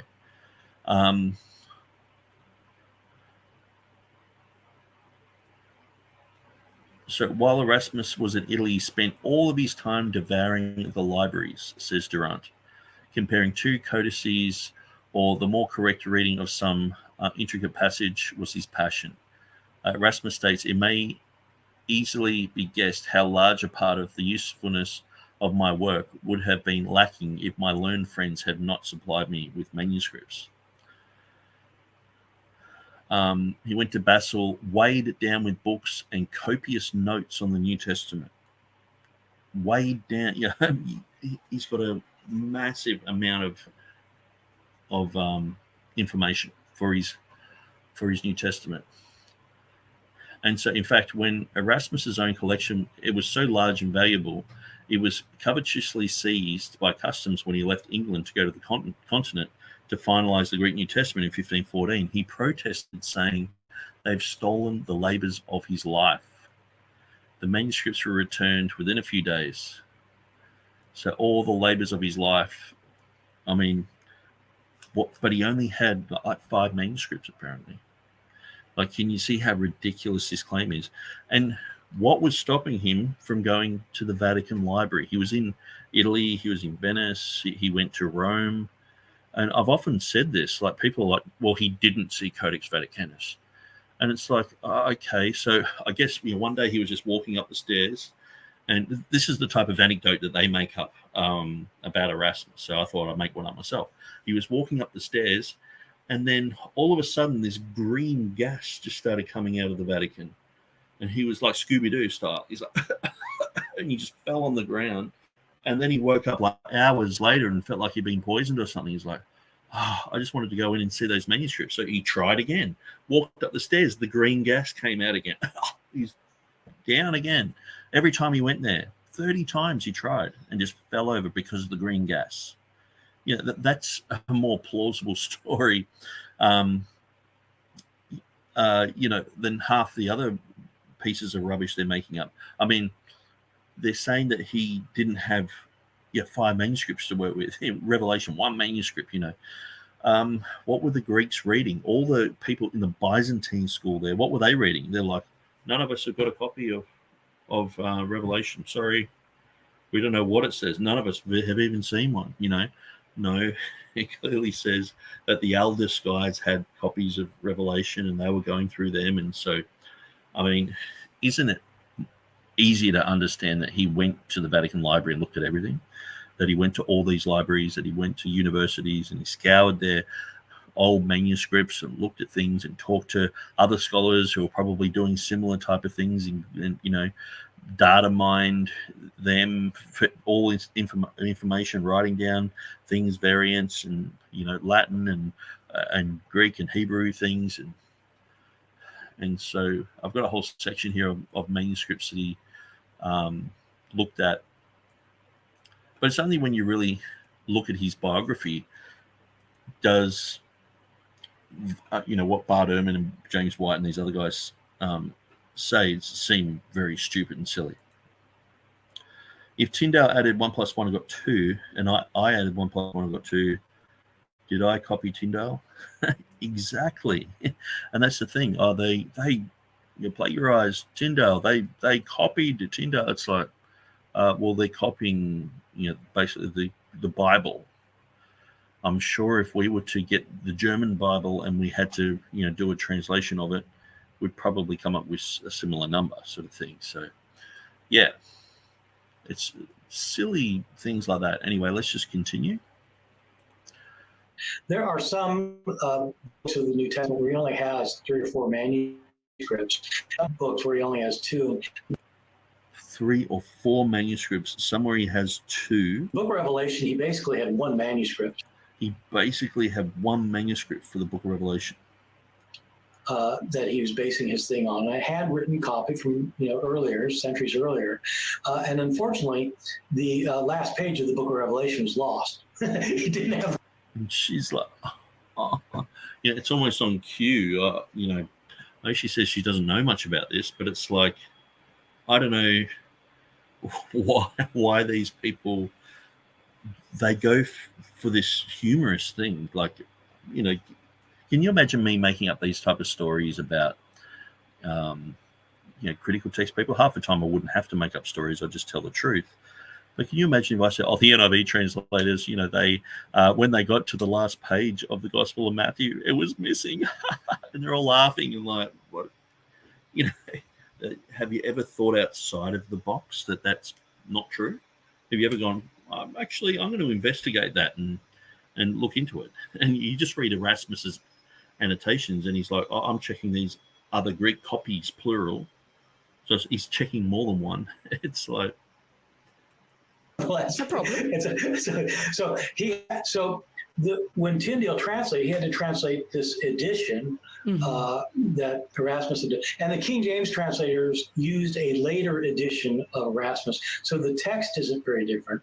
The manuscripts, the Greek form. So the King James translators used a latter edition of Erasmus. Well, they used the 1598 of Beza, actually. Their translating isn't very different. So it's not they're making it better for that reason. They're making it better because they think they can improve on the language in places and make it a little bit clearer. So they're improving on the language. They're not doing it because they want to, tidy up.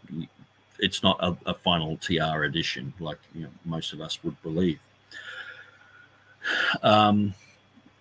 There's lots of holes in this, but let's just let Bart continue. I think we've all heard this from people like James White anyway. So. I see. So the immediate thing that jumps out to me is that this is a very early translation in terms of English translations of the Bible. It's one of the first. It's reliant on... It's one of the first. He's like... like she's saying that. And so maybe he's like that. You just said it. So see, it's true. People are saying it. Maybe she's the first one. Maybe we can, if we do a dictionary in the future, we can go back and who coined the saying that the King James is the first one. It was her. She misheard Bart Ehrman. On an even earlier, the first translation, which itself, the Greek side at least, is reliant on someone else's translation. So it seems the Greek text is reliant on someone else's translation. So, a little bit like a game of telephone, and which... Okay, so I'm going to rewind that bit. Listen to how she tries to mock the process. Is that this is a very early translation in terms of English translations of the Bible. It's one of the first. It's reliant on an even earlier, the first translation, which itself, the Greek side at least, is reliant on someone else's translation. So it seems a little bit like a game of telephone, and which leads me to suggest maybe there are some translation inaccuracies there because you're not working with the original manuscripts. You're translating and reworking to other people's work.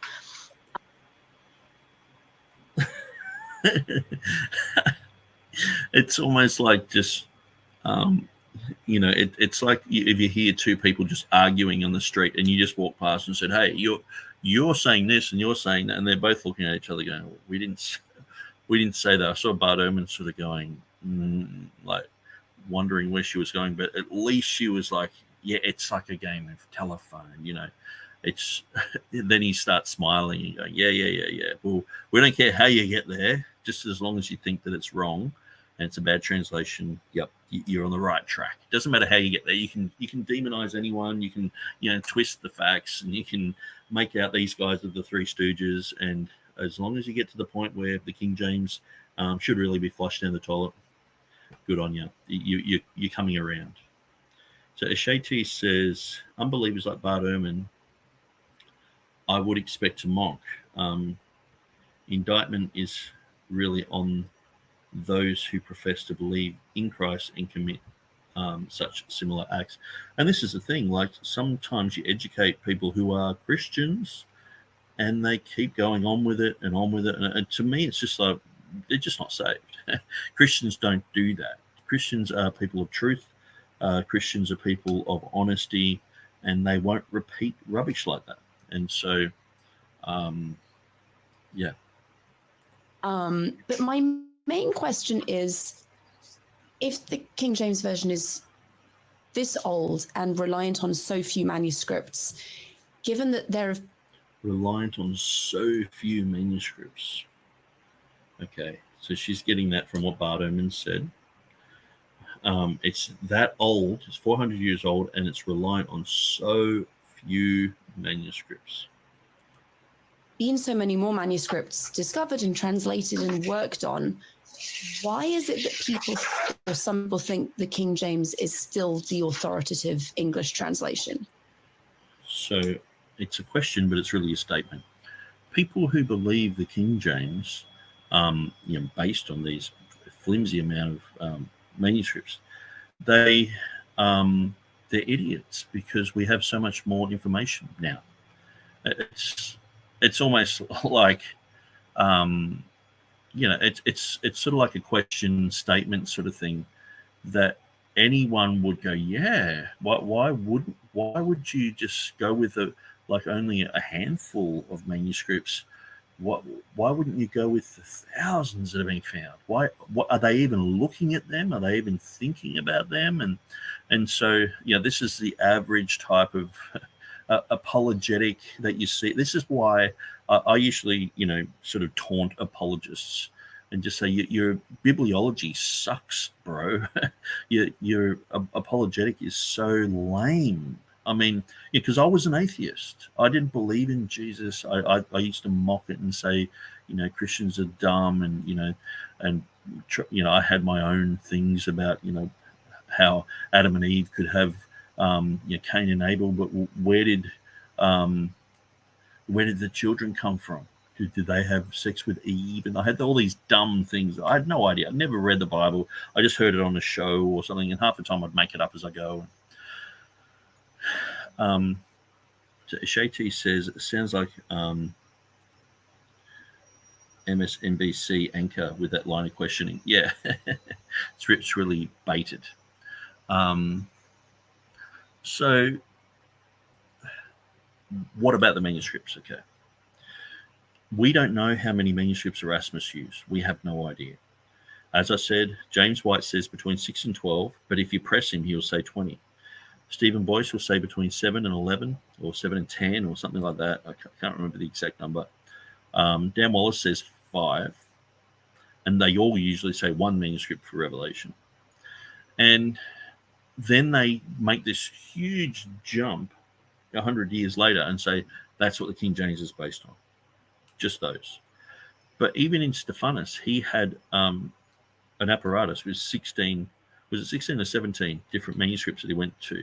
Now, yeah, some of those manuscripts were the Complutensian Polyglot, which is obviously a compilation of manuscripts. But even looking at the Complutensian Polyglot, because that was used in later editions, so it was used, you know, by Stephanus, it was used by Beza. And so we have the edition of the Complutensian Polyglot, we have the 5 editions of Erasmus, but then we have Collinnaeus, we have Cephalus, Wolf Cephalus, his edition in 1524, we have the Aldine edition, then we have the 5 editions of Stephanus, Then we have the 5 editions of Theodore Beza. So these, many times, someone like Mark Ward is pointing out, they differ from each other. It's like, yeah, because they were using manuscript evidence. See, this is the thing. On one side, they're like, Mark Ward's like, they differ from each other. One TR edition is different from another TR edition. They're all labeled TR editions retroactively. Like years later, people are like, oh, what's the TR? So, oh, all those Greek editions in the Reformation. And people are like, oh, this is called a TR and this is called a TR. But what? In this verse, they've got a word different. What's going on? TRs differ from each other. It's Mark Ward's thing. We're like, yeah, it's like saying, from the first model, T model Ford up until the 1964 Chevy, oh, there's different cars and they differ from each other. It's like, yeah, there's a progression. It was progressively getting better. It's quite obvious. Why would you do another edition if you're going to do it exactly the same as the previous one? But then on the flip side, they're like, oh, they only really used Erasmus's edition. And it's like, someone like Timothy Berg, he's tried to point out in Revelation chapter 1, verse 8, it has theos. And so that's a majority text reading, but it's not in the Textus Receptus. So sometimes, the TR has minority readings in it. We don't just go with the majority. They say, oh, they do textual criticism. It's like, yeah, not like you guys are doing it. We do proper textual criticism. And so, but the critical text, they're not interested in the majority either. And so we're both agreed on that. We sometimes we agree with the majority, but most of the time, if you have one reading in the TR that is not majority text, you can count another 20 for the critical text that's not majority text. So that them bringing this up is not like they all of a sudden become concerned about the majority. They hate the majority most of the time and they throw it under the bus. Look at the last 12 verses of Mark. Only Vaticanus and Sinaiticus don't have those 12 verses. The rest of the Greek manuscripts do. There's like 1,637 manuscripts that have the long ending of Mark, and that's everything except for 2 manuscripts. But they go with the 2. They go with the minority. So they're not interested in the majority. They couldn't care less about what the majority says. They couldn't care less about the 5,200 manuscripts out there because most of them are Byzantine. And they throw them out. That they have no interest in them. That they might be of curiosity, or sometimes it's like, wow, this actually has the same reading as this old papyrus back there. Sometimes it might be a fluke, or it might actually be copied from an ancient type of source or something like that. But it's like that's why they're looking at these, not because they actually care about the whole manuscript and what it's actually saying. So they throw out 99.9% of the evidence. So you got the King James translators. Yes, you have Erasmus. You have the Complutensian and Polyglot guys before that. Then you have Erasmus. We don't know how many manuscripts he had. He was carrying around boxes of manuscripts, boxes of writings, boxes of work. He couldn't just go to a library and say, hey, give me this manuscript and I'll give it back to you in 5 years when I come back to England or whatever. He had to write these things down. And many times he got people to copy out entire manuscripts. So that's what he was taking around with him. So then, and he was also doing this with Latin as well. So he was looking at both, because something like the Comma Johanneum, we understand, it wasn't in his first and second edition of his Greek New Testament, but it's in 95% of the Latin manuscripts. So, and this is something that was well understood by Erasmus. And so, so Erasmus did his editions. By the time he had his 1535 edition come out, he had a team of scholars working with him. So then you've got Stephanus. He has a huge apparatus there where he's looking at all these other manuscripts. And then we have the influence of people like Junius, who was an expert in the Arabic. And we look at Tremellius. He was a Hebrew who read Hebrew, knew Hebrew fluently, and he did the Syriac Bible. That's what his forte was. And these influences were put upon Theodore Beza. These 3 guys worked together for the Latin Bible. That was the Reformation Latin Bible. That would be the main Latin Bible for like 300 years. And that is basically the King James. That what they had worked on, their Latin. If you were to translate that into basically the same type of wording as the King James, there would be only like a handful of differences. It's very, very close.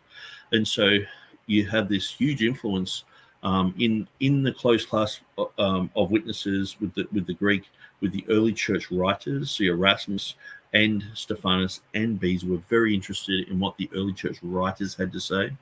And so they'll be talking about, the woman caught in adultery and quoting those things, and they'd say, well, these things belong in the Bible, or things don't belong, or they do belong. And they were talking about these things. They knew these things.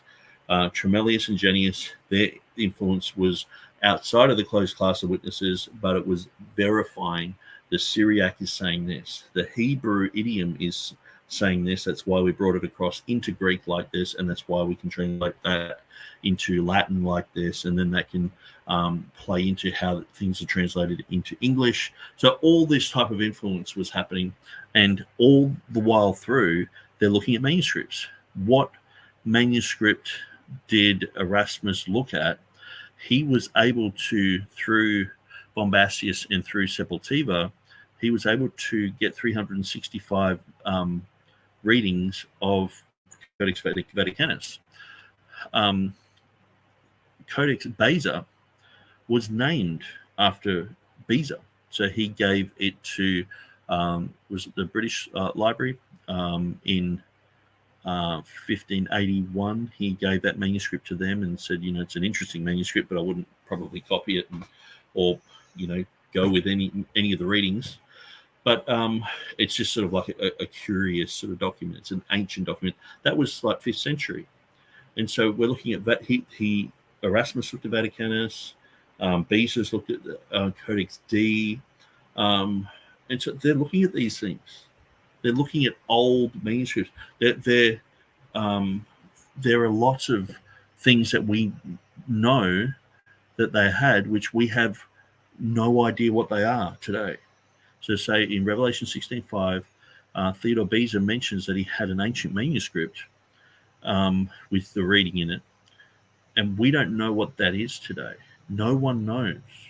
No one's known for 300 years.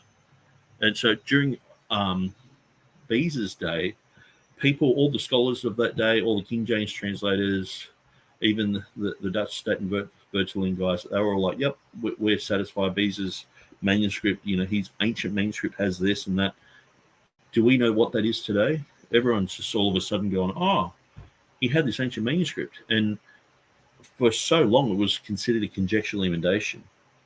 James White, he's been riding around like an evangelist telling people, get rid of your King James because of this issue. And it's turned around on him. And now people are like, well, what about your conjectural emendations in A28? He's like, oh, well, I go to the apparatus. He used to just say he goes to the text. Now he's going to the apparatus, which is like, choose your own adventure Bible. But so we don't know what Beza had there. Do you know? Does Bart know? Does anyone know? No one knows. And so if we can't figure out what Beza had, if we can't figure out what Stephanus had, if we can't figure out what Erasmus had, how can these guys make such definitive claims about these people and what they had and what they didn't have?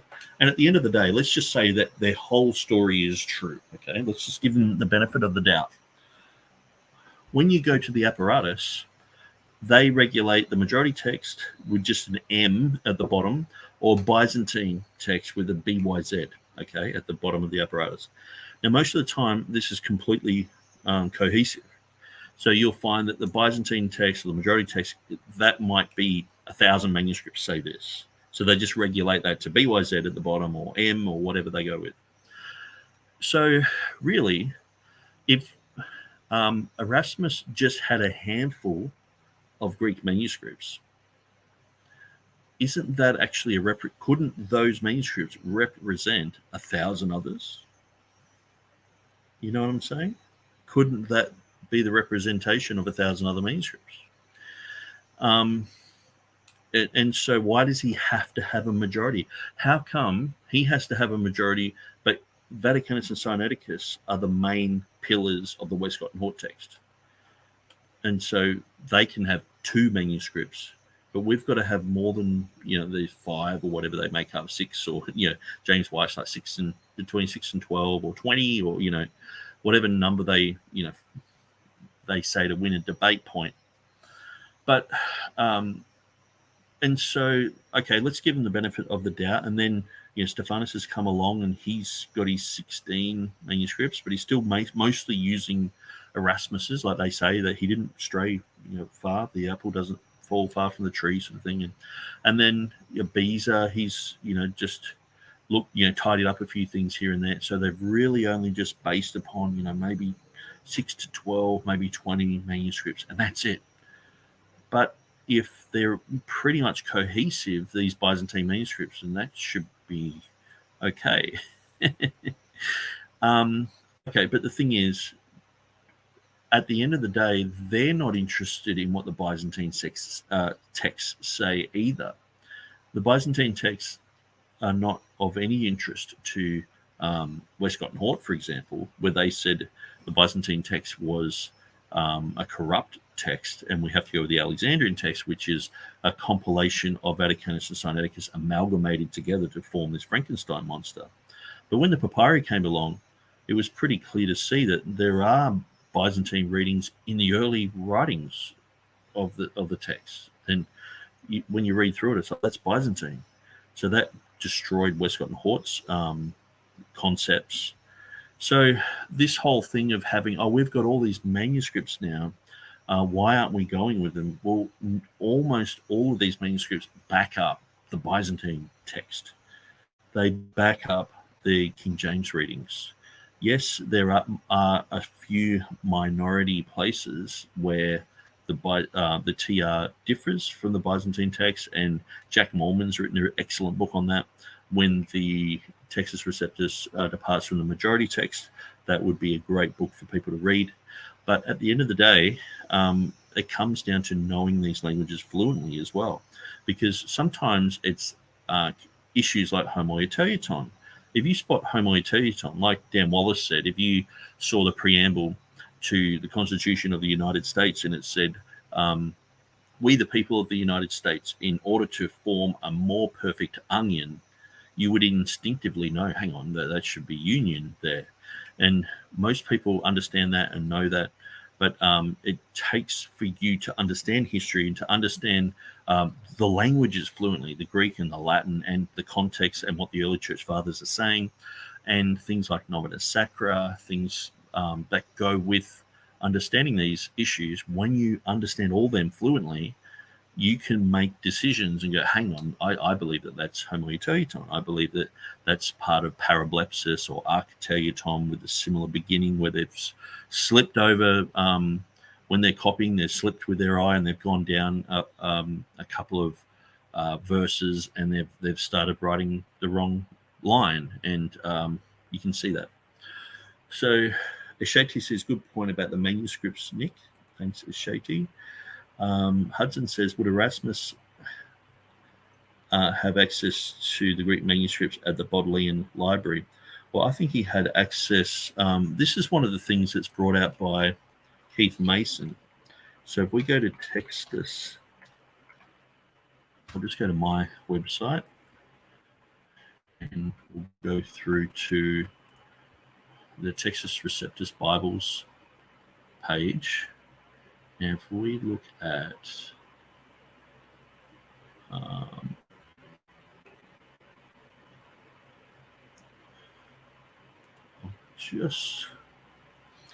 what is the Textus Receptus? How many manuscripts have been? And that's another thing. How many manuscripts have been destroyed? Dan Wallace says 1 million manuscripts just got destroyed in World War II alone. Biblical manuscripts. So how do we know what they had back then? They're like, oh, we've got so much more now. It's like, well, how do you know? Was the TR based on a few manuscripts? There's some really good articles here. Sometimes I don't agree with all of it, but the Textus Receptus is not just a half a dozen manuscripts of Erasmus. Okay.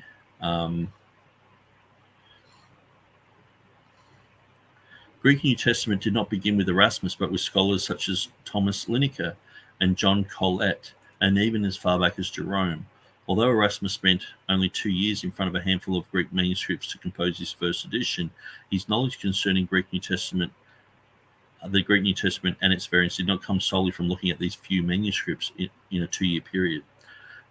Secondly, the King James Version was completed in 1611, almost a century later. And so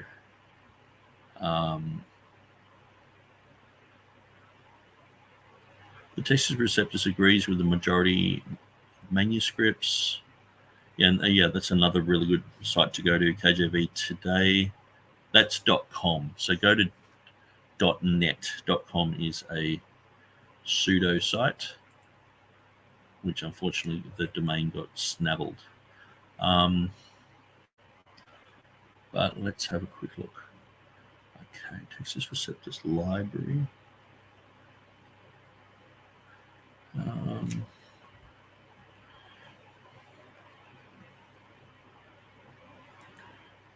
I can't remember where I saw it, but he goes through some of the issues of like the Wessex Gospels, that he would have had access to them as well, which had a lot of Textus Receptus type readings. Anyway, rabbit trailing. Let's just read some of these comments and get back into it. Westcott and Hall said the TR was villainous. Yeah, they hated it. Absolutely hated it. Hey, Nick, Hannah, Shay T, Hudson, BYS, Docky Bible Club is in the house. You make a good point, Nick, about understanding the language and the context. Take the Second Amendment of the U.S. Constitution. It says a regulated militia. That's really cool. I like that. And if you don't understand American history, you would think the term militia is referring to military. Yeah, and so that's where you have to understand the cultural context, which these guys, they have no idea. When in actuality, the term militia is referring to the people of the country. Citizens in general can form militias, both civilian and military. Yeah, very good point. When I was in the Episcopal Church in the 1970s, the Episcopal Church had come up with a new prayer book, Book of Common Prayer. And people in my congregation were really split. Some liked the updated language, and some people just said, this just ain't right. This is not how it's worded. And because they were so accustomed to the prayers being in this kind of older, more kind of liturgical language, and they just didn't like this. It sounded like popularizing it or paraphrasing it or just kind of dumbing it down. They just didn't like that. And that's how people felt about the King when there were revisions of the King James. The most famous revision of it, there are. So he's saying the main reason people don't like departing from the King James is because it doesn't sound like the King James anymore. These modern ones don't sound like it. Just like, if you had an update of a Michael Jackson song, people are going to say, no, I like the original. No, that's not it at all. If you've gone and bought the Michael Jackson album and it's not it's a different song. It's playing some other guy. You're like, hang on, I paid money for this, And so that's the problem, is these new Bibles coming out are based on a Greek text that has 2,900 less Greek words. It has 8,000 changes. So that's a huge amount of difference. And so they have even Farstead, who was the main guy behind the New King James on the Ankerberg show, he said they snuck in a never seen before Greek text. So they snuck it in. That's deception. They've used deception to create this Bible industrial complex. So now we just have these constant Bibles coming out that are different from our traditional Bible. That's the main difference, not readability. If you look at the Revised Version kept much of the archaic terminology. It's when you read through it, it still has thee and thy, and I'm pretty sure it does. Yeah. I'm 99% sure it does. So, but it's not about readability. it becomes about readability later on when it's like, well, how else can we sell this? It's like, let's make it about readability, A. Hannah says, I believe Erasmus had been collating for years and made his updated Latin translation, but I believe he needed the manuscripts to give to the printer to print in the parallel column. Would that sound right? Yes. Well, see, the thing was too, say like Reuchlin's Codex.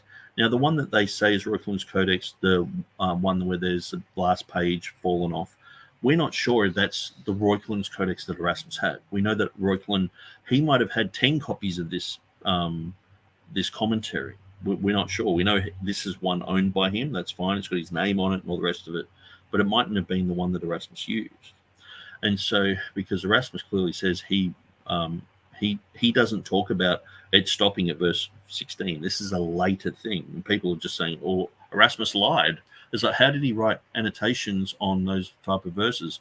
He just lied. He didn't want people to know how bad the situation was and all this sort of stuff. And so more anecdotes. But so say that particular codex, it was all in Greek. So they had the biblical text in between the commentary. So what they had to do was Erasmus and probably other helpers, they went through and copied the Greek text out onto their own manuscript. So they're going through and copying that out. So they had to do that because you have to have everything all lined up in order. You have to have a final document sort of handwritten because that's what the printer is going to work from. And so he might have a guide guiding him and certain manuscripts that it's like, okay, we're going to use that as a guide. But it's then Erasmus is coming in and saying, okay, we're looking at this one variant here. I've examined 50 libraries in Europe. These manuscripts say this one says this, the Latin says this, the Hebrew says this, there's an idiom there, there's a way that it can be brought across this way and that way, or it creates a contradiction, or looking at the internal evidence, what about the early church writers? And so he was looking at all that sort of stuff. But then they had to do the parallel. And so, but yeah, he had his Latin edition. So he'd worked on the Latin, already done a Latin translation. Then he worked on the Greek. And, but they're like, oh, you only had a handful of manuscripts. It's like, no, he would have had access to so many manuscripts. Eshete says, take his logic at face value and then apply my sheep hear my voice. Yeah. And at the end of the day, when you look at, as soon as Erasmus's text is translated, revival breaks out in Germany, then in England, in Holland, in France, everywhere that is translated, a revival breaks out. And so I think that speaks volumes as well. A number of revisions of it. There continue to be new revisions. There's a new revision that came out several months ago that's called the NRSV UE. So he's saying that NRSV UE is a revision of the King James. So you notice how dumb this is. It's the King James has not been revised. Now, something of a revision of the King James would be like the New King James, but people haven't accepted that as a faithful revision. I've done the 2016. There's the Green's interlinear translation, the modern King James by Green. There's the updated names King James. There's the KJV 2000, which I noticed the other day doesn't have unicorn. It has wild ox in it. And so when you go, that was translated by Seventh-day Adventist, by the way. When you go through all these, I've got lots of these on the shelf because for years, I'll be in a bookshop and I'll see a King James type of Bible, and I'm like, well, I'm grabbing it because I was very interested in King James updates and things like that. And so that's the KJV 2000. Like I've had that since, I guess, 2003. Yeah, that's a 2000 by Robert R. Crick. It's by Zondervan, Bible League. Yeah, so these would be considered updates. But in a sense where they're not official updates. Because the Church of England had Westcott and Hort and a whole bunch of other, liberals, and some Unitarians and heretics and things like that, they officially updated the King James. It's like, oh, see, that's a revised King James. Instead of just looking at it going, it's not even a King James, it's a completely different Bible. If it's a revised King James, then it shouldn't be that far away from the King James. So why not just use King James? That's the thing. People are like, well, the TR and the United Bible Society text are so close. Like Mark Ward, they're so close. So okay, if they're so close, why not just use the TR? Oh, because we can't make money off that. Logos and verbum. The New Revised Standard Version Updated Edition. So that is a updated edition of the New Revised Standard Version. When the New Revised Standard Version was a product of many years of work that my mentor, Bruce Metzger, he was the chair of the committee. And for several years, I worked for him, 2 years full time. I worked for him on the translation, on the NRSV. There were the committees that were translated, and they were revising.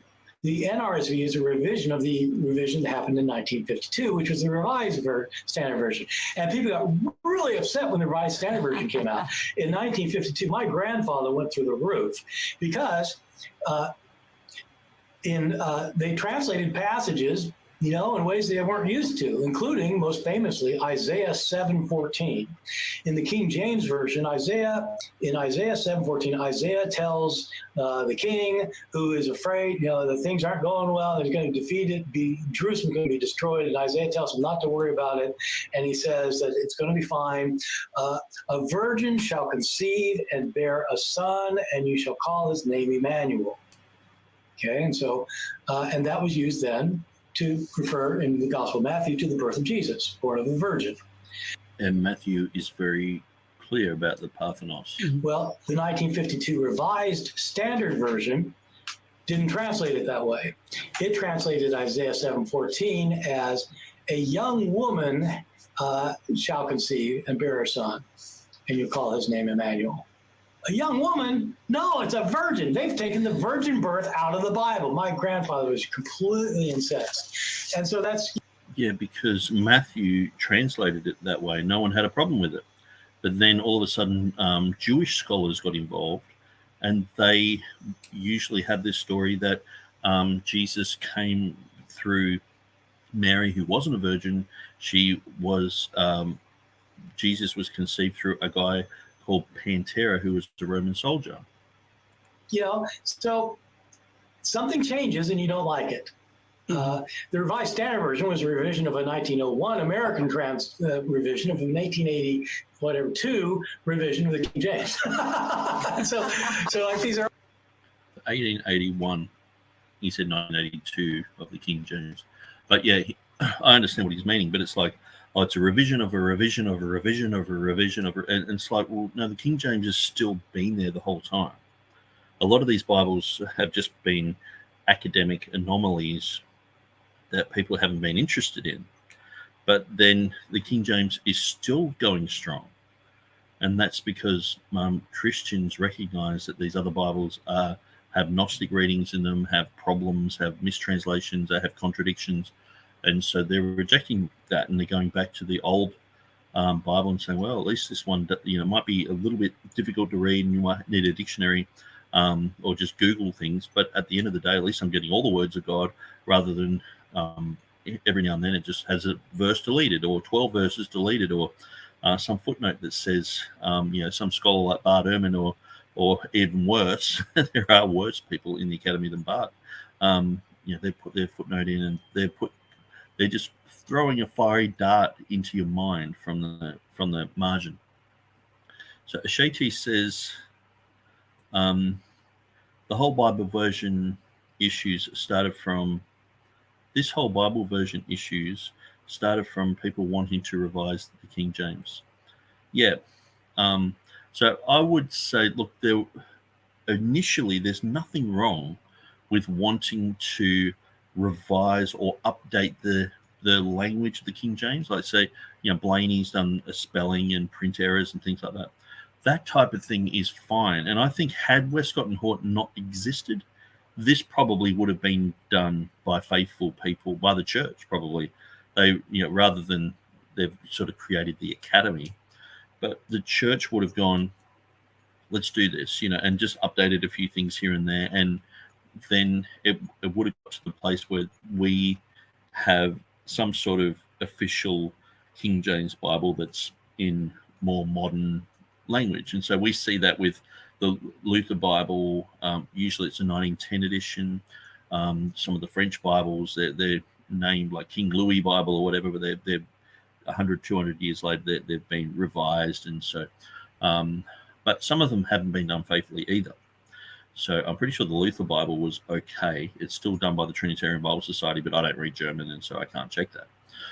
And then Mark Ward will do a video saying, King James guys say that Luther Bible is good. Look, I found a place where it's wrong. It's like, well, we're obviously advocating for what we advocate for. If something's close to our position, we're like, yeah, great.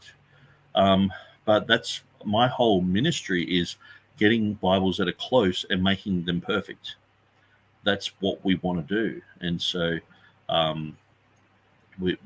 we're going through, pointing out where there's issues in the Russian Synodal Bible, in the Japanese Bible, in other, so-called King James update Bibles. And so just pointing out and saying, hang on, we want to bring this issue up, and we want to include these words. I know you might think the comma belongs in there. So there's a whole bunch of, when you have TR advocacy, that can be TR advocacy except for the comma, or TR advocacy. I've seen a website that has, why did Beza, why Beza did you put Revelation 16:5, the reading of Esomenos there? It shouldn't be in there, and they've got this whole thing on it.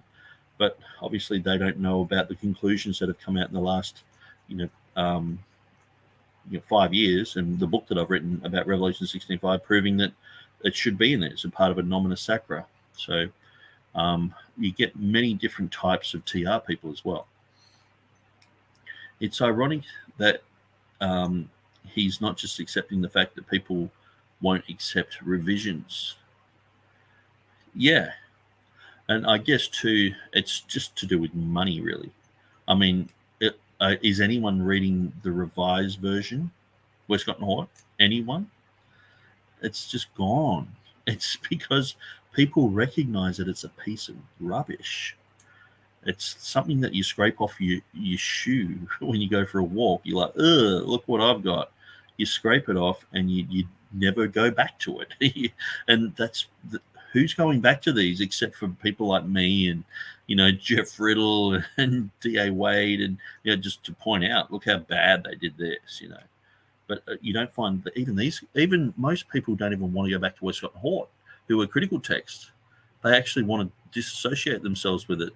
And even the Tyndale House text, part of the reason why they exist is because they want to bypass Westcott and Hort, because they understand that people who do their history know that there were Unitarians involved and all sorts of heretics involved with that. So they're like, okay, let's just bypass all of that and we'll go straight to Tregelles, as if he's like the bulwark of orthodoxy. It's not the standard, though they tried by naming it that, like calling a brand new translation common. Yeah, the English Standard Bible. So, who's standard? They're revision all the way down. Revised Standard Bible, and the ESV, the Revised Standard Bible, was the World Council of Churches. That's interesting. So I assume, given that it's such an old text, that there are some problems with using it in a liturgical context, in a theological context. Well, it kind of depends who you ask, of course. I mean, in a liturgical context, if you mean like in a church service, I think a lot of people are completely completely wedded to it still.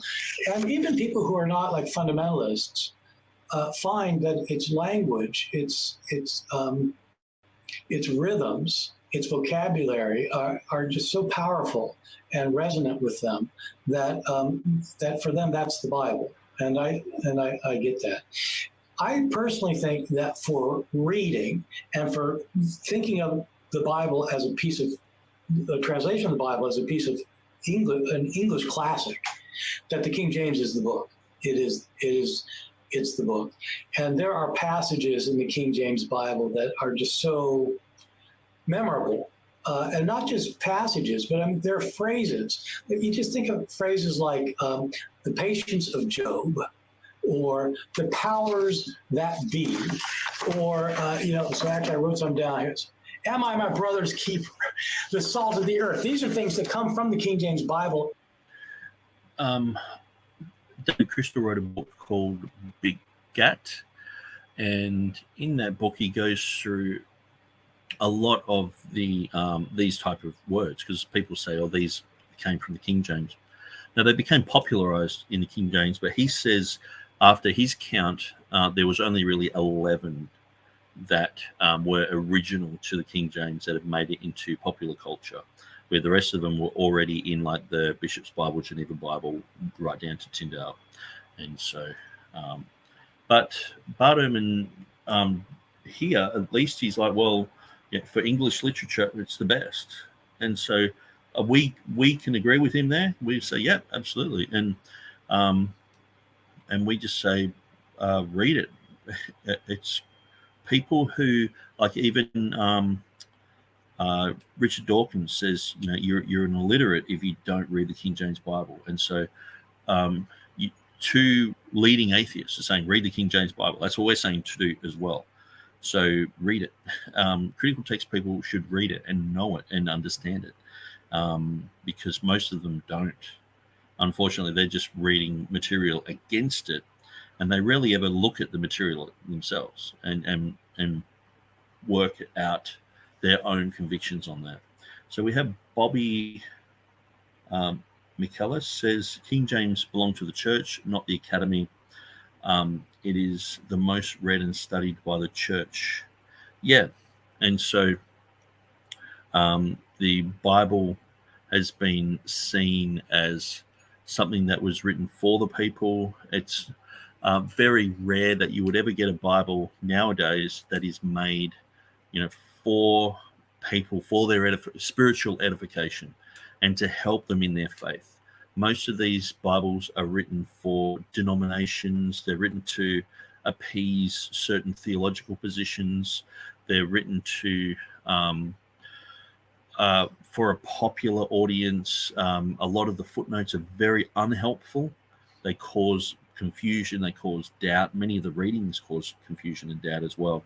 So they're not written for people.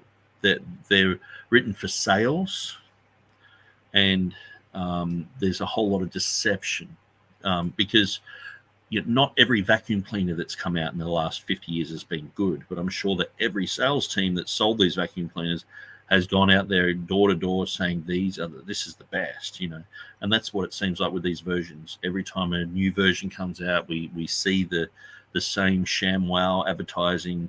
We see it's like a McDonald's franchise. This is the best thing ever, and so. And you go and bite through that burger and you think this just tastes like rubbish, and it's like it's not as good as my home cooked meal, the King James, and so you like, I'm going back to the King James. But apparently if you do that, you're in a cult. So making a decision like that, you're in a cult apparently. But if you side with Bart and the Academy, you're not in a cult. A. Hannah says, do you mean it sounds like God talking? Like, how would God talk? Yeah. And that's the thing where people testify, like people testify of reading the King James and just hearing the voice of the shepherd. And I find that too. I find it's to the point now where if I get another version and I'm reading through it, I'm like wrong. I'm like, how can I relax and even look at this? It's so full of problems. And I'm not just talking about problems that I think are there. I'm talking about I've studied, that out to the nth degree. I've done debates on that. I've, looked it up in all the dictionaries, and I'm like, well, I can't get around that. That's a problem in that new Bible. The King James reads better. And so when I read the King James, I just relax and go, yeah. And it's just like the voice. It's like I open the mouth of God, and he speaks to me. And so I understand there's nothing special in itself about the King James, but the words are the words of God, and they are very powerful.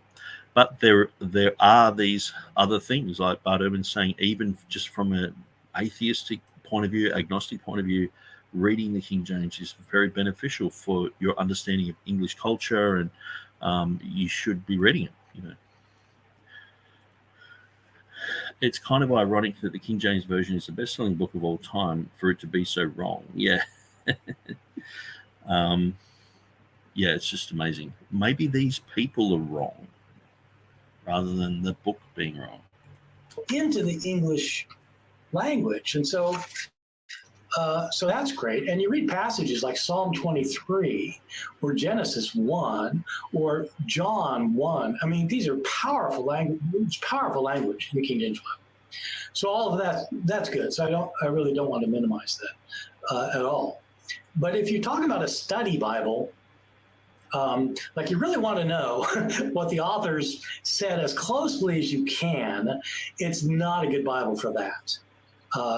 It's great as a literary classic, but it's not great if you want to study Bible. And so it's just a literary classic. It's not a good study Bible.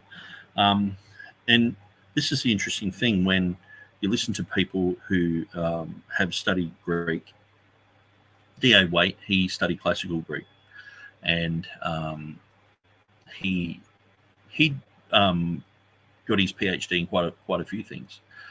I think he had 3 PhDs, 3 doctorates. And so, but when he was saying that when you would go through the Greek that's behind the King James, it was really quite easy because it was just word for word. It was very easy to go through and say, okay, that matches up with the English word there, matches up with the Greek word there. But he said when you're going through some of the classics, they weren't translated as faithfully. And he said it was really hard work to try and work out where they were going with it. And I remember I had Logos Bible software in back in the 90s, and they had this new attachment which was like Eugene Nider's definitions. And so I went through it, and it was just like a headache. It that meme where you got Spider-Man sitting in a bed and it's like, this gave me cancer. It just gave me spiritual cancer. It was like I couldn't understand where he was coming from. It was just utter confusion to me. But when I go through and when I look at the King James, I look at the Textus Receptus behind it and the Masoretic text, I'm like, yeah, this is flowing. Every now and then there might be a bit of a curveball, which is an idiom or something like that, but it's like that's where you just have to learn a bit more. Shati says, you must have had a few headaches reading through the Message Bible, Nick. I really like in the Message Bible in Romans, it talks about the green God. I might just quickly bring that up. Some of these things. Green God. Message Bible.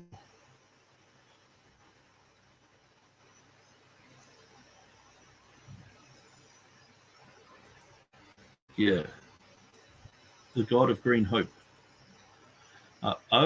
May the God of green hope fill you with all joy. Who's the God of green hope? This is the Message Bible, Romans 15:13.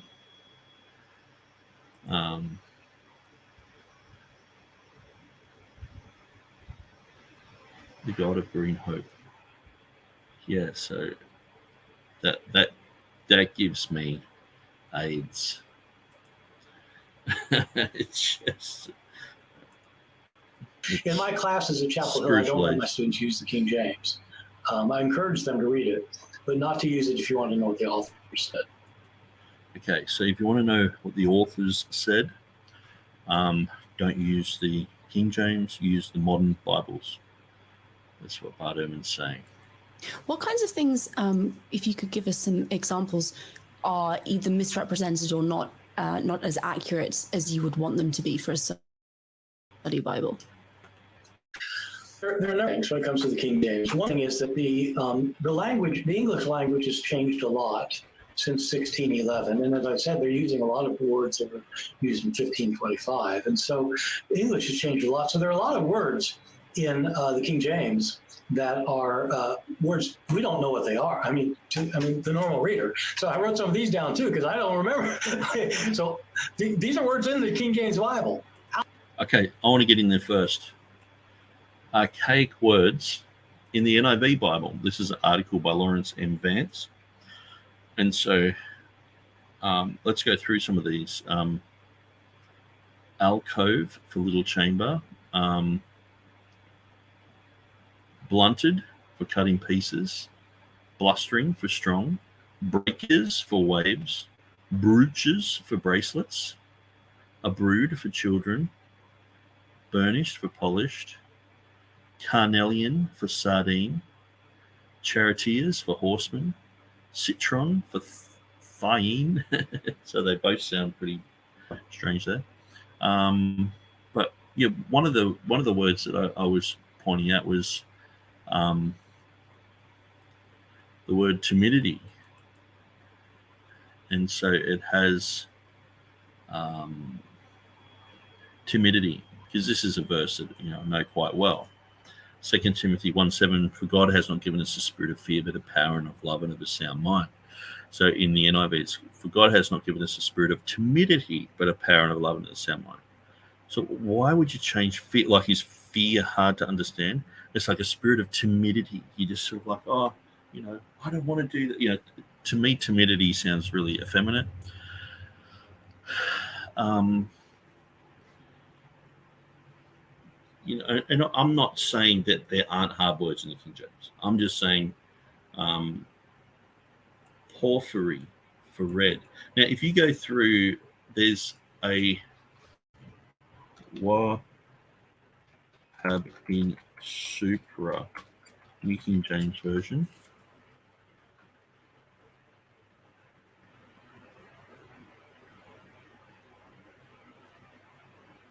Wahab in Supra.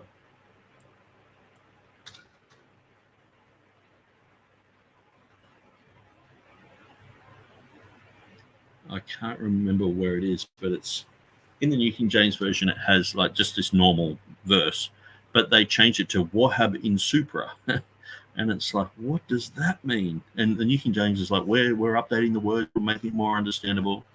And yeah, Wahab in Supra, of course. So anyway, let's continue. JT says, if an apostate tells me not to read the King James, I'm pretty much going to do the opposite, just because I don't want to become an apostate myself. Yeah. Maybe if Bart Ehrman actually kept reading through the King James, maybe the Holy Spirit would convict him. But he's reading these other ones and going, contradiction, problem, this, that. And so then he's becoming a Bible agnostic. Mark Ward would like timidity, just saying, that just seems like the wishy-washy type of Bibles. The, we're timid and, treading on eggshells. Almug, Chode, Habergeon, Hosen, Ligure, Ouches, Ringstraked, Sycamine. It's like they're just used as words. You don't know what's it mean. I don't know. But then you not only get that, but you get certain kinds of phrases like. And the thing is, all you have to do is just Google it, and usually you get exactly what it means. And you can look up the etymology, look up the usage. You can go to the Oxford English Dictionary and look that up, and then you're like, cool, now I know. It's not that hard. In Genesis 5, we're told that Jacob sawed pottage.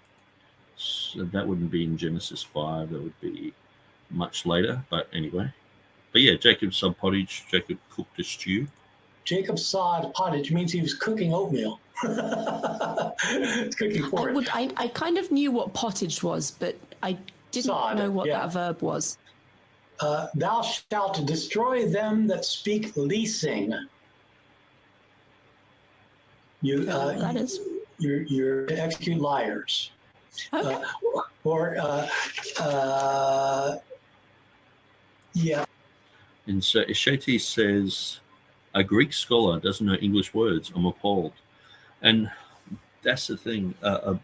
Some of these other languages, like so, the Muslims reading the Quran, they're reading old Arabic, but that's what actually keeps Arabic as stable as it is, because they're reading that, and they sort of frown upon translations. Now, they do have translations, but they sort of frown upon them because some of them aren't as accurate.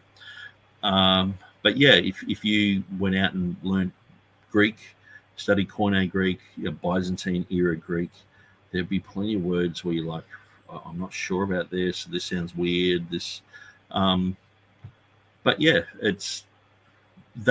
that's because they want to try and make out that the only real reason that King James fuddy-duddy people who believe this is the first ever Bible that's come out in English, the only real reason we're sticking with this thing is because we think it's inspired, and really the only reason there's been updates and changes is because of the English, to try and update the words, where that hasn't been the case at all. It's been to put this new Greek text in, which has pretty much destroyed so much of Christianity. That has been like the Achilles heel of a lot of Christians, a lot of so-called churchgoers. The state of Christianity has been wounded because of this disgusting, horrible text that what I'm here talking about it. You guys are talking about it. We know it's plagued Christianity, and we know so many victims of this who have become like Bart Ehrman. You go to a church, you're reading your Bible and saying this is what the words of God are, and a little Bart Ehrman will come up and say no, blah blah blah blah blah, and just say whatever comes to their mind, but they're right because they just know that you're wrong. Instinctively, they know that you're wrong and they're right, and so we have to deal with this type of rubbish. This guy's a scholar teaching the next generation. Scary. Yeah. It's just like some of those Greek scholars telling us how hard these words are, but I have to learn Greek in order to really know what the Bible says. Yeah. So, instead of looking these things up in a dictionary, it's like, no, we have to go with Bibles that have all these mistakes in them. Great option. Okay. The word wise are as goads and as nails fastened by the masters of assemblies, which are given from one shepherd.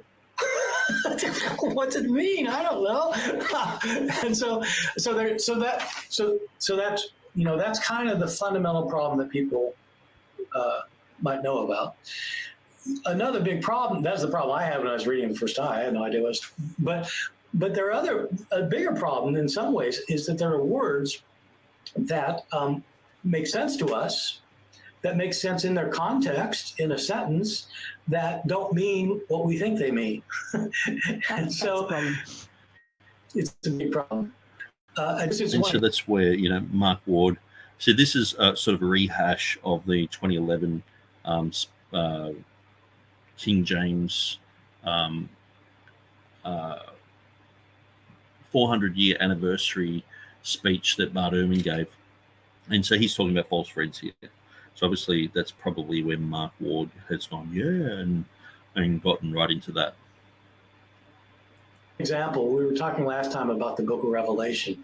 There's this vision of in Revelation where the author, John, goes into the wilderness, and he's taken into the wilderness, and he sees this wild image. There's this woman that he identifies as a prostitute, the whore of Babylon, who's sitting on this beast with many heads and many horns, and she is grotesquely dressed, and she has a cup of the blood of the martyrs in it, and on her forehead it says Babylon the Great is her name, and she's drunk with the blood of the martyrs. Is this horrifying image, this woman on this wild beast.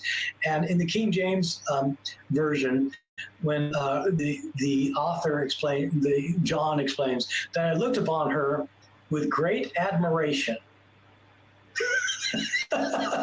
Right. You're admiring her?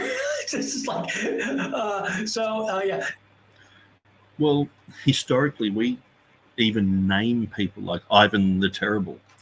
Ivan the Terrible doesn't mean that he's a terrible guy. Terrible just means like the awesome.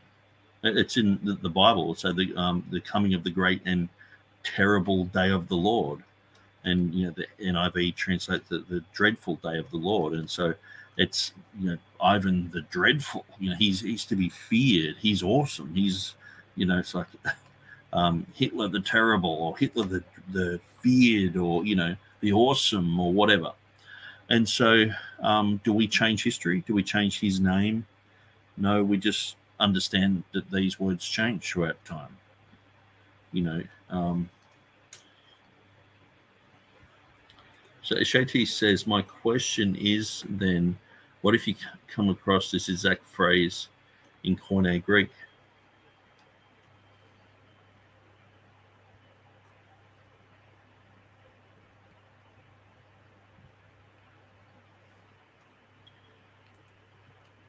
Nick, I'm referring to Bart laughing at that scripture he read about the goads. Yeah.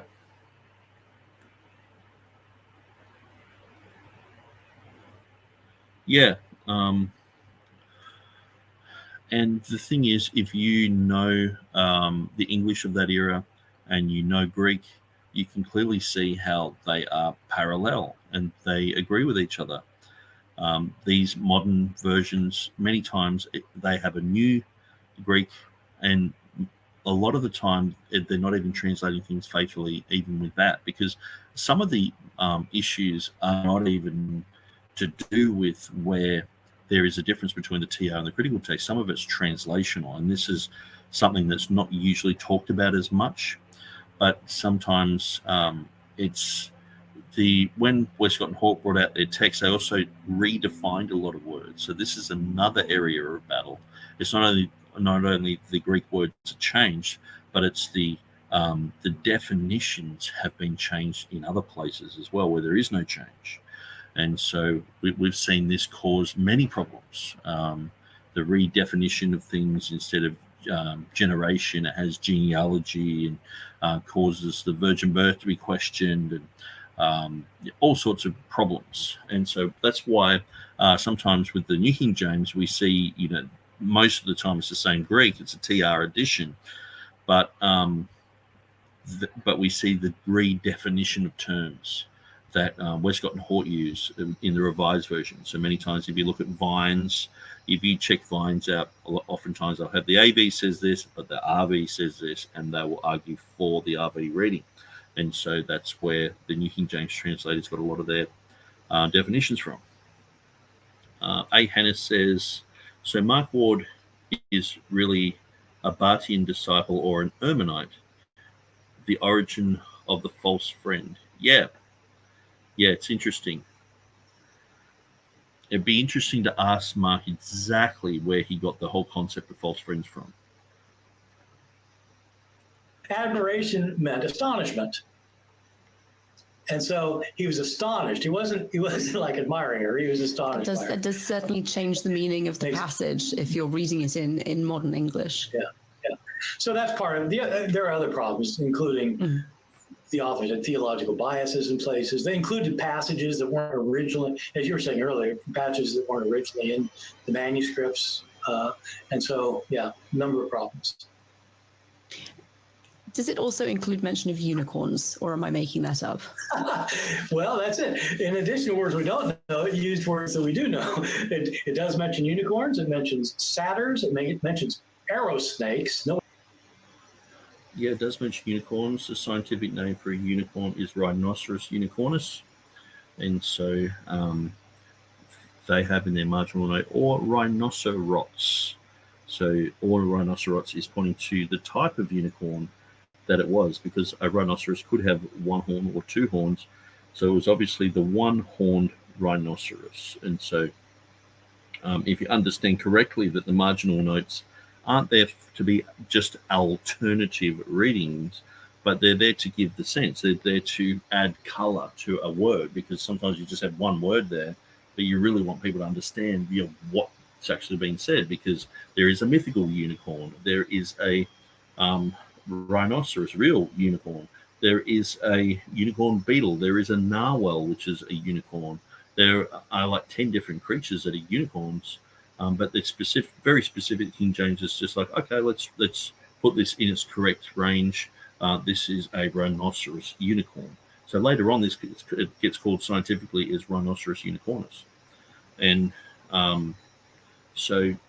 but Bart doesn't seem to know that. She just seems to think, oh, it's a mythical creature, just a purely modernistic mindset, not getting back into the shoes of the 1611 translators and, understanding their English. No, we just have to mock it and say it's stupid, And then he's saying there's satyrs there, which is just a goat, arrow snakes. I'm not actually sure what arrow snakes are, but if you want to know, all you have to do is just go Google and go arrow snakes, KJV, 1611.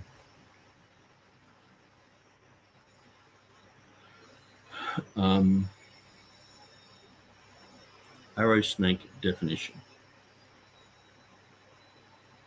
Isaiah 34:15.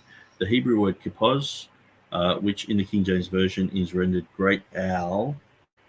It's actually not a King James word. How's that?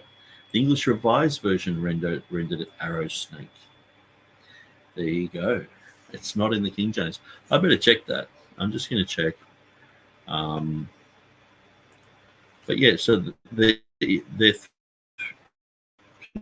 English as look, it's hard to read. What's an arrow snake?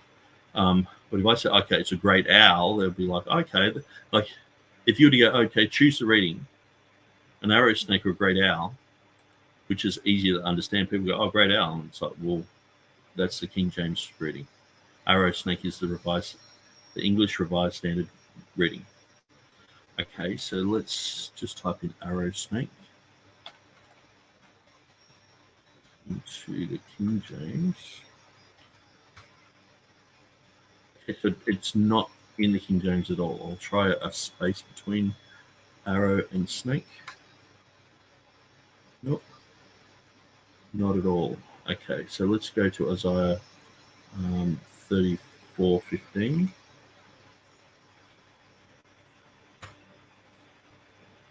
Bible Hub.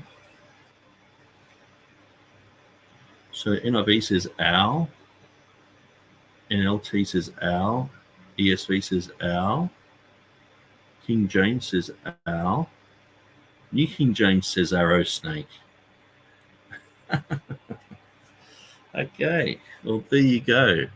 So it's actually the New King James that is supposed to be an update of the archaic terminology of the King James Bible, saying that the great owl is actually an arrow snake. And this is, Bart Ehrman's like, you can't understand it, NASB has tree snake. Legacy says owl. Amplified has arrow snake. Christian Standard Bible has the partridges. Holman has partridge. ASV has dart snake.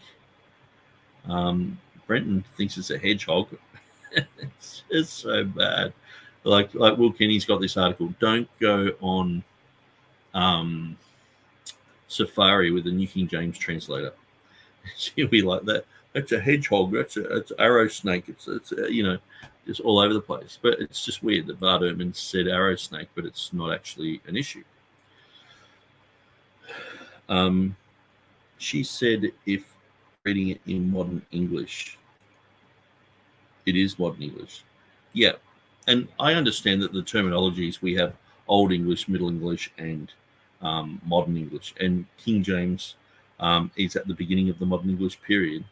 And so I can understand there can be the tendency where people say, "Oh, it's in Old English," not understanding those categories. It's what they're meaning is it's in Older English. And so I usually try and make that distinction when I'm debating with people where they've said, "Oh, it's Old English." They're not classifying it as, they've got Anglo-Saxon, sort of Old English and then Middle English, and it's actually just it's older type of English. And so I can understand that. Hudson says, don't we love Mark Ward, the Bartonite, when he talks about the Texti Recepti in his effeminate voice, the Texti Recepti. How many pink T-shirts does Mark Ward own? Mark Ward and Bart, a fantastic example of what not to believe.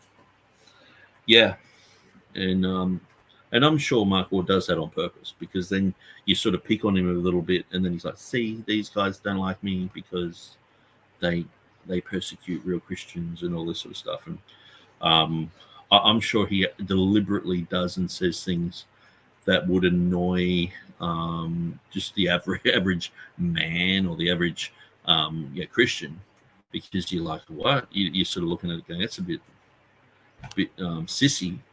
But then he's like, "Oh, they called me a sissy," and so it's just another thing that he can get you on. That's why I don't usually go there and point those obvious things out. Rick Frias, the Christian. So if I read all the book, I never eat the outside appearance of the word. The book is the tree of good and evil. The words in the image of God is the book of life. Yet if a man suffer as a Christian, let him not be ashamed, but let him glorify God on his behalf.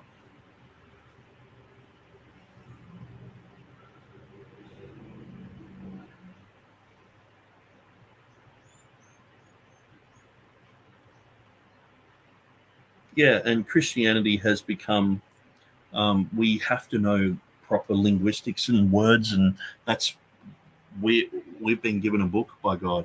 So he expects us to know and understand these things. And so, but yeah, so let's just go back to Bart Ehrman.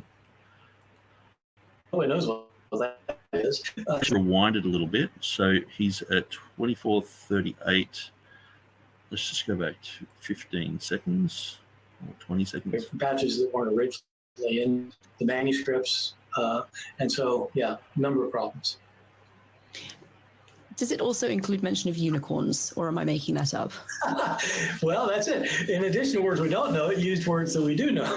It does mention unicorns. It mentions satyrs. It mentions arrow snakes. Nobody knows what that is. And so it's the New King James that mentions arrow snakes, and the Revised Version.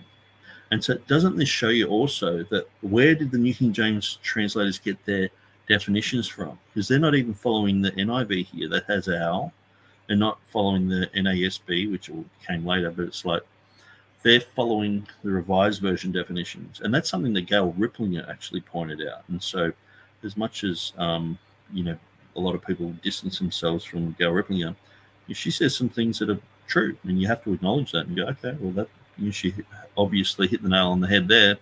Many other things, the acrostic algebra and Titanic and Rupert Meridoc, or King Meridoc is Rupert Meridoc, and all this sort of stuff. It's like, that's just weird. But when she just sticks to like, okay, well, this is what I think here, and instead of getting involved with Madame Blavatsky and all the other things, yeah, sometimes she has some things to say. I mean, if you've written a 1,200-page book about the whole issue, obviously you're going to hit the nail on the head every now and then. That is. So at least we know. She's laughing, but if you handed her a New King James and she read through that, she'd just go, "Oh, it's an arrow snake," and she wouldn't laugh about it. But because it's a King James, "Oh, an arrow snake." No, it's a great owl. That's what it says. That's not the reading. So. We know what a unicorn is, and we know it doesn't exist, but they're treating these Rhinoceros unicornus. It's a rhino. things as if they did exist, and so. But this is how illiterate a lot of these guys are. I mean, Bart Ehrman should know this stuff. He should know. This should be just bog standard stuff that someone in the academy knows. So that's part of the problem. But I think a bigger part of the problem is that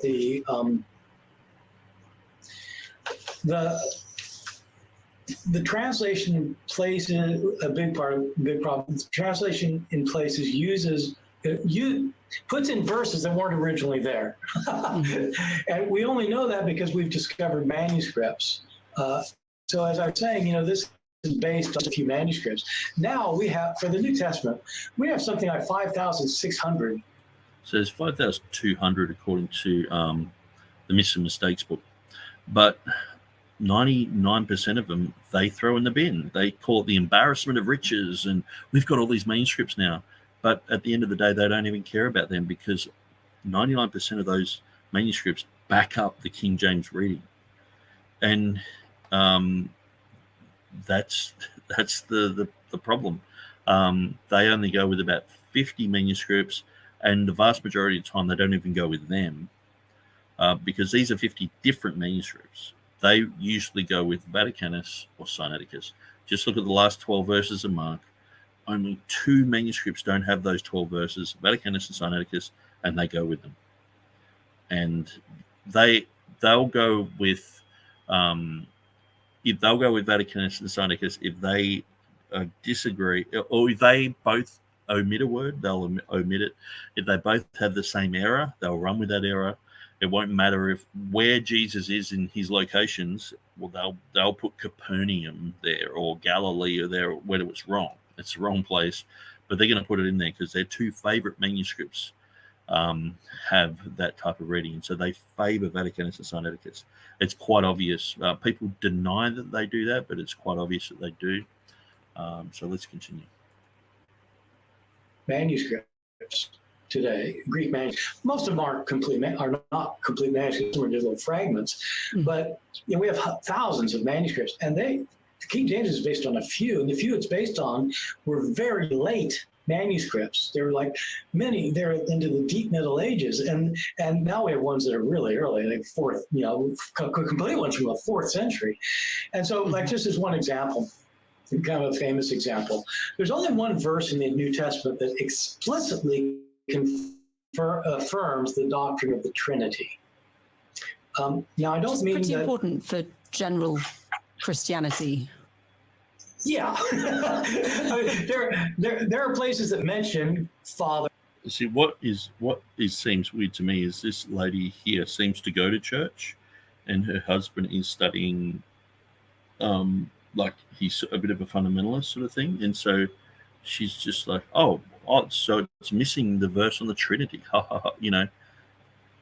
Doesn't that sort of come and get? Why would you go to church? Why would you bother?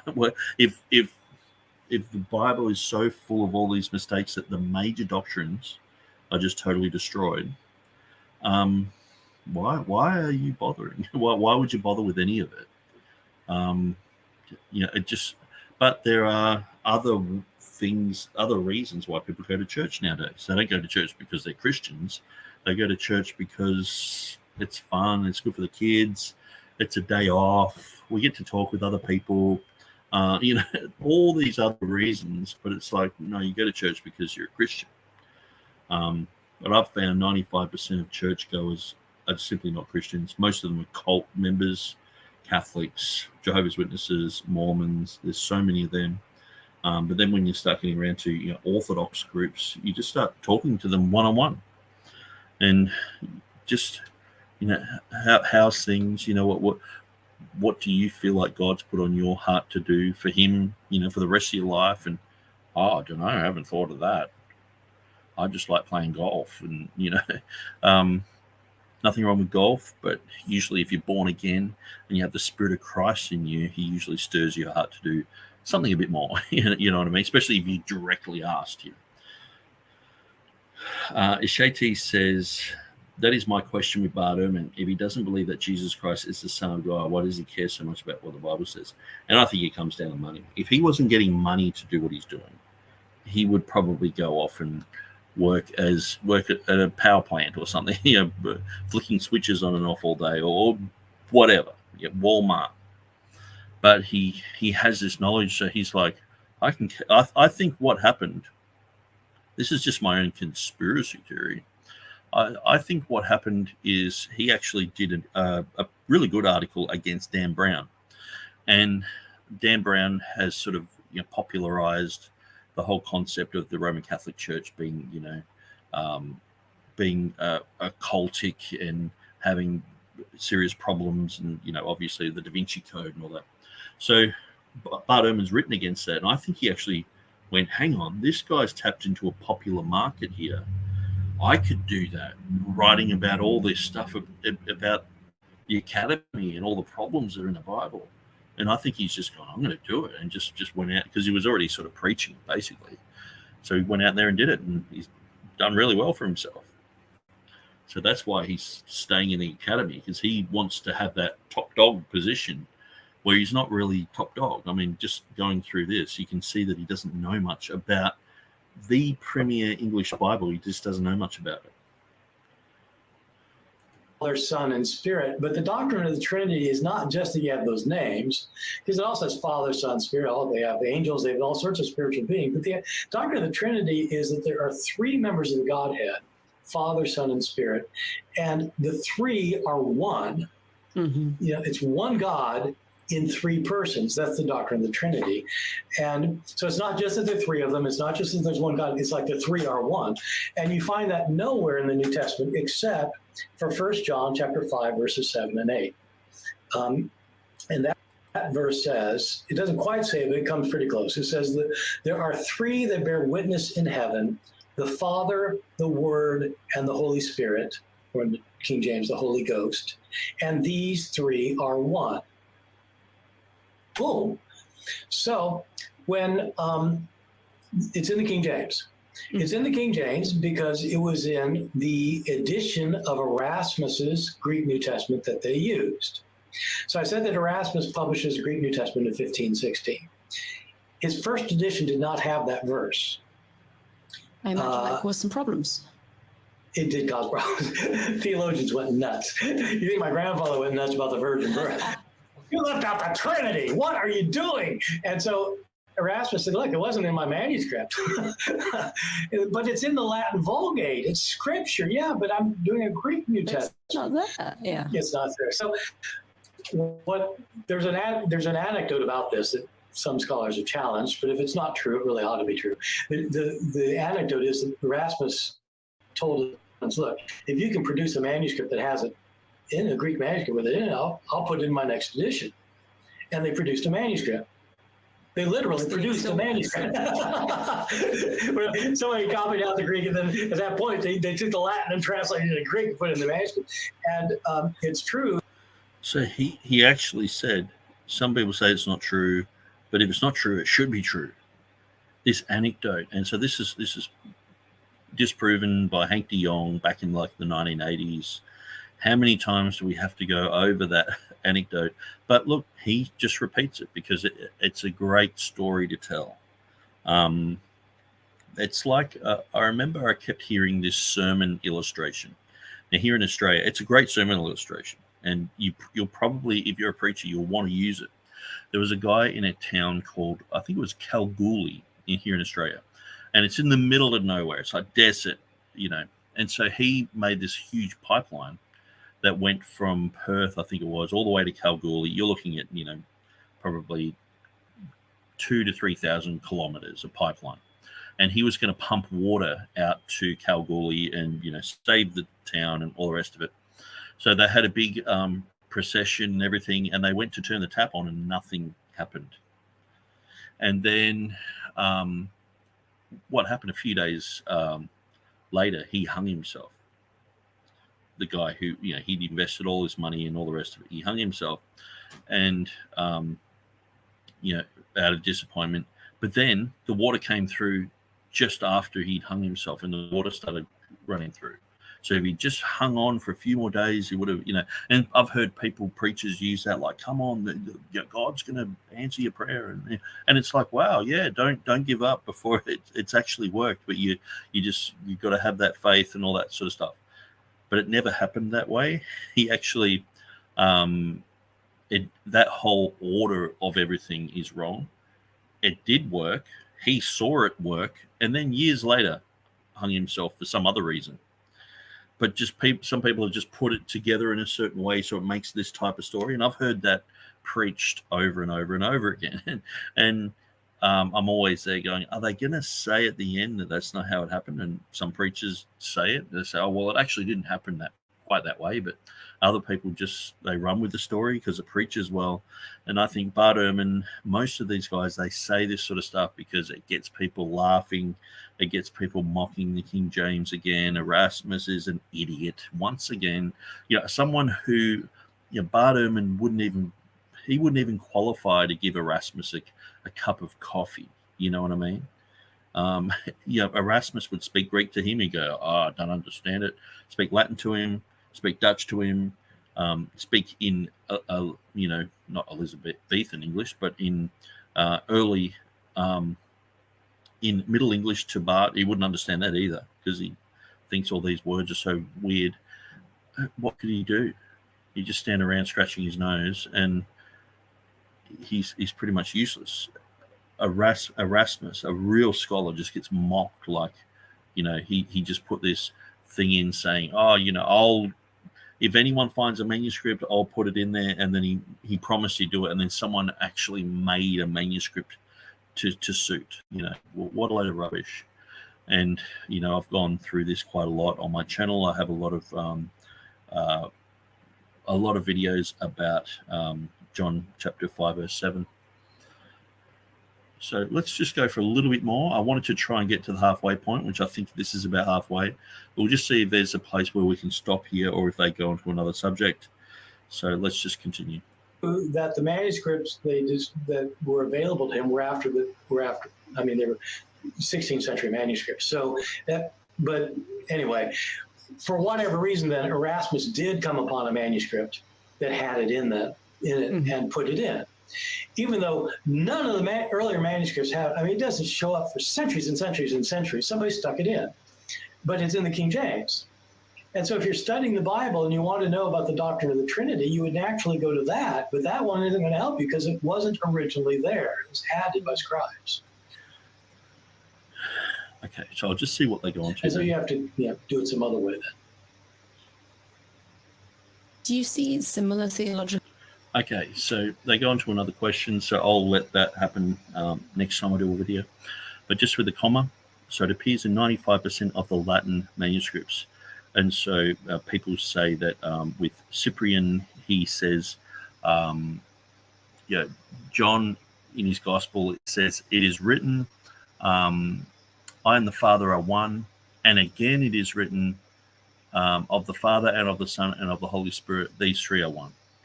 So where does John write that? Well, obviously it's in 1 John 5:7. So that's in the year 250, very early on.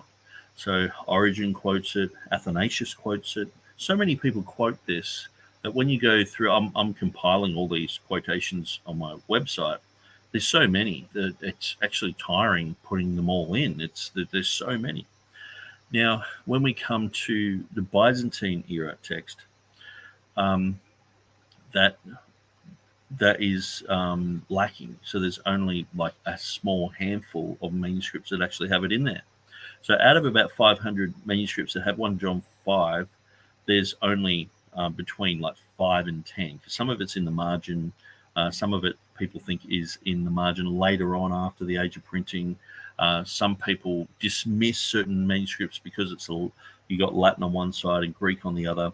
But that's looking at the Greek. So when you look at the closed class of witnesses, you're looking at the early church writers. It's very heavy in the early church writers.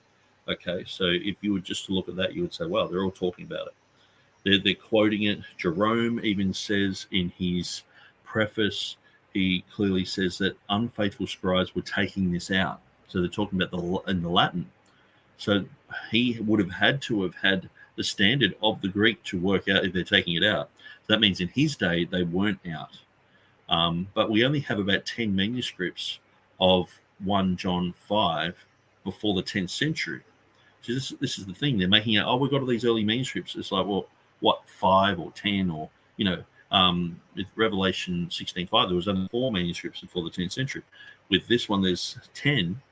but it's like, how does that give you a picture? Okay. And so sometimes when things are corrupted like that, you have to look at other things. So if you were to look at the closed class of witnesses, which is the Greek, you go, okay, and we all admit that it's lacking in the Greek. Okay, so we're like, okay, well, what do we do with that? So then we go and we look at the other class of witnesses, the early church writers, very strong in there, like hugely strong. And then we look at the Latin. 95% of the manuscripts have it in the Latin. And also in Jerome's preface, he's saying that it's been unfaithful scribes are deleting this. They're deleting the words the Father, the Word, and the Holy Spirit. He clearly says that. And so then you flip it upside down and you go, okay, let's look at the internal evidence. Okay. So when you look at the internal evidence, you're looking at, okay, does this sound like something John would write? Well, usually if it was the Father, the Son, and the Holy Spirit, you think, oh, maybe Matthew or whatever. But it's the Father, the Word, and the Holy Spirit. Obviously, the Word in the book of Revelation, chapter 19, talks about the Word. In John chapter 1, verse 1 and verse 14, talks about the Word. So the Word is quite an interesting theme that goes throughout the Gospels, the letters, the Gospel of John, the letters, and the book of Revelation. And then when you look at the grammar, now this was pointed out by, was it Gregory Nazianzen? He pointed out that there was a grammatical error here in the 4th century. And he said that grammarians have pointed out that there's a huge error here. There's what's called a solecism in Greek. Now, there was Erasmus pointed this out in his at the end of his Anatotianus, after he inserted it after his 1519 edition. 1522, 1527, and 1535 editions have these words where he says it must torture grammarians to understand that it has the spirit, the water, and the blood in verse 8, which being neuter, they've placed upon these the inflections of being masculine. And so that would only happen if you had verse 7 there, then you had verse 8, that would naturally happen. But because verse 7 is deleted, you just have this thing which should be neuter, but it's not. And so that's the solecism that Erasmus picked up on. Then you've got scholars like Eugenius Vulgaris. Eugenius Vulgaris, he was a Greek Orthodox guy, spoke fluent Greek, and he was a linguist, and he was reviving the Greek language of his day. In 1780, he talks about this, and so he was collecting a lot of works about 1 John chapter 5, verse 7. So Calicus, he was about, I think, 150 years before Erasmus. He quotes it pretty much exactly identical to what we have in Scrivener's TR today, or that would be equivalent to Beza's TR in 1598. But also there was another guy called Bryennius. He was about 100 years before Erasmus, quoting it again. And I've read through Bryennius's book, not that I've read the whole thing. It's like 400 pages in Greek. But he has these pictures, and he has a triangle, Father, Word, and Holy Spirit. And he has all these things. And many times this verse is quoted partially. It has these 301 and all this stuff. So it's quite an interesting book to look at. So this is all in Greek, and this is about 100 years before Erasmus. And the same thing, it's identical to what you would have in Scrivener's work. You might have the words Holy Spirit interchanged, where it says Spirit Holy instead of Holy Spirit, or Agios Pneuma. And then so you've got Eugenius Vulgaris, he's writing about these people. So in 1781, he talked about how there was a solecism in the Greek language, and it causes a huge grammatical problem. That if you have verse 7 in there, it doesn't have this problem. But if you have verse 7 taken out, there is a huge problem. And so this was picked up by a lot of people, like I'm pretty sure Darby picked this up, Frederick Nolan. A lot of received text TR defenders picked this up and ran with this type of material. in the 1800s. 1800s, 1900s, sorry. And then, so I was looking at all this and I said, well, okay, so I want to know if this is true. So I wrote to one of the leading Greek experts. So Georgios Babiniotis, he has written 6 dictionaries in Greek. He's written 200 books on the Greek language. So we're talking about the etymology of Greek. He's written etymological dictionaries. So he's talking about all styles of Greek, Attic Greek, talking about classical Greek, talking about Koine Greek, talking about modern Greek. And he was the head of the University of Athens language department and religious department, I'm pretty sure it was as well. So he's a linguist. He understands religious concepts. So I asked him, I said, so Eugenius Vulgaris said there was a solecism here. Would you agree with that? And if there's anything else there, can you explain it? And so he said, not only was Eugenius Vulgaris right to say that there's a solecism there if you don't have the Comiohanium in, but he says there is a stylistic parallelism that appears in that text. And so this is something that needs to be understood by linguists and scholars, that you can't have verse 7 missing there and have the genders changed in verse 8. You just simply can't have that. The stylistic parallelism creates what is there in verse 8. So if you delete that, the Comiohanium, you just have a huge grammatical problem. So to me, that's huge internal evidence. And that's not just, me sitting here figuring that out. That's someone who is probably the world leading expert on the Greek language. Then you've got him quoting Eugenius Vulgaris, who back in his day was probably one of the world leading experts on the Greek language. Then you've got him referencing back to Callicus and to Emmanuel Callicus and Bryennius, who were before Erasmus. Then you've got Erasmus talking about these grammatical issues. Then you go right back to Gregory Nazianzen talking about these issues. And so to me, the internal evidence is very strong for this. And so I just sort of explain that if someone's, watching this and they haven't seen my material before, I would encourage you to type in or just go to this webpage where it has the interaction between myself and Georgios Babiniotis. If you type in show and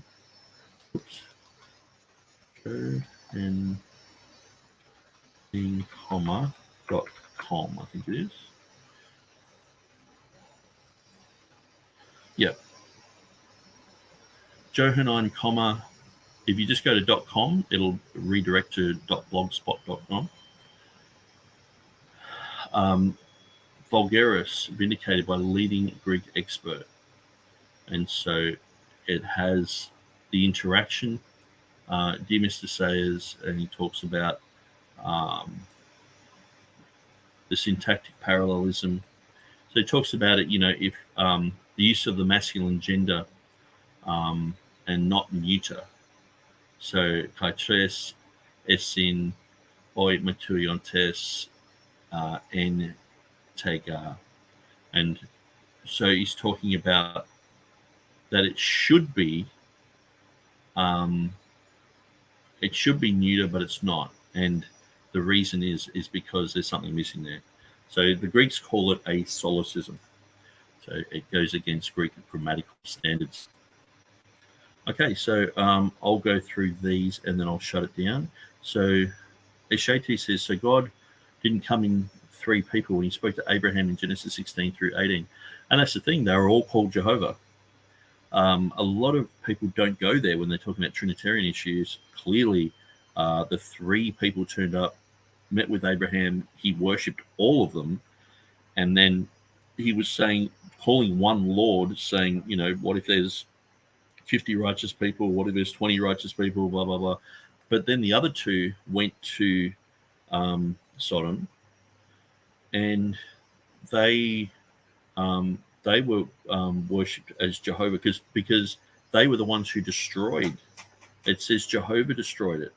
They were the ones. It says we are going to destroy this place, and then it says and Jehovah destroyed it. So it's clearly saying all these three are Jehovah. Abraham worshipped all of them as Jehovah at the beginning. So it's very clear when you go through that. Just read through it slowly in the King James, and I can't see any other conclusion than that the Father, the Word, and the Holy Spirit had turned up to Abraham. So when Jesus got baptized, the Spirit didn't come down as a dove while God the Father was speaking, "This is my beloved Son," in Matthew. Yeah, that's a good point. I think one of the things is what Bart Ehrman's saying. It specifically says, "And these three are one." And so this is something I've actually brought up. It's the only place in the whole Bible where it actually regulates how many there are, because we can look at these other things and go, oh, there was three that turned up there, three that turned up here, and all the rest of it. But it doesn't specifically say these three are one.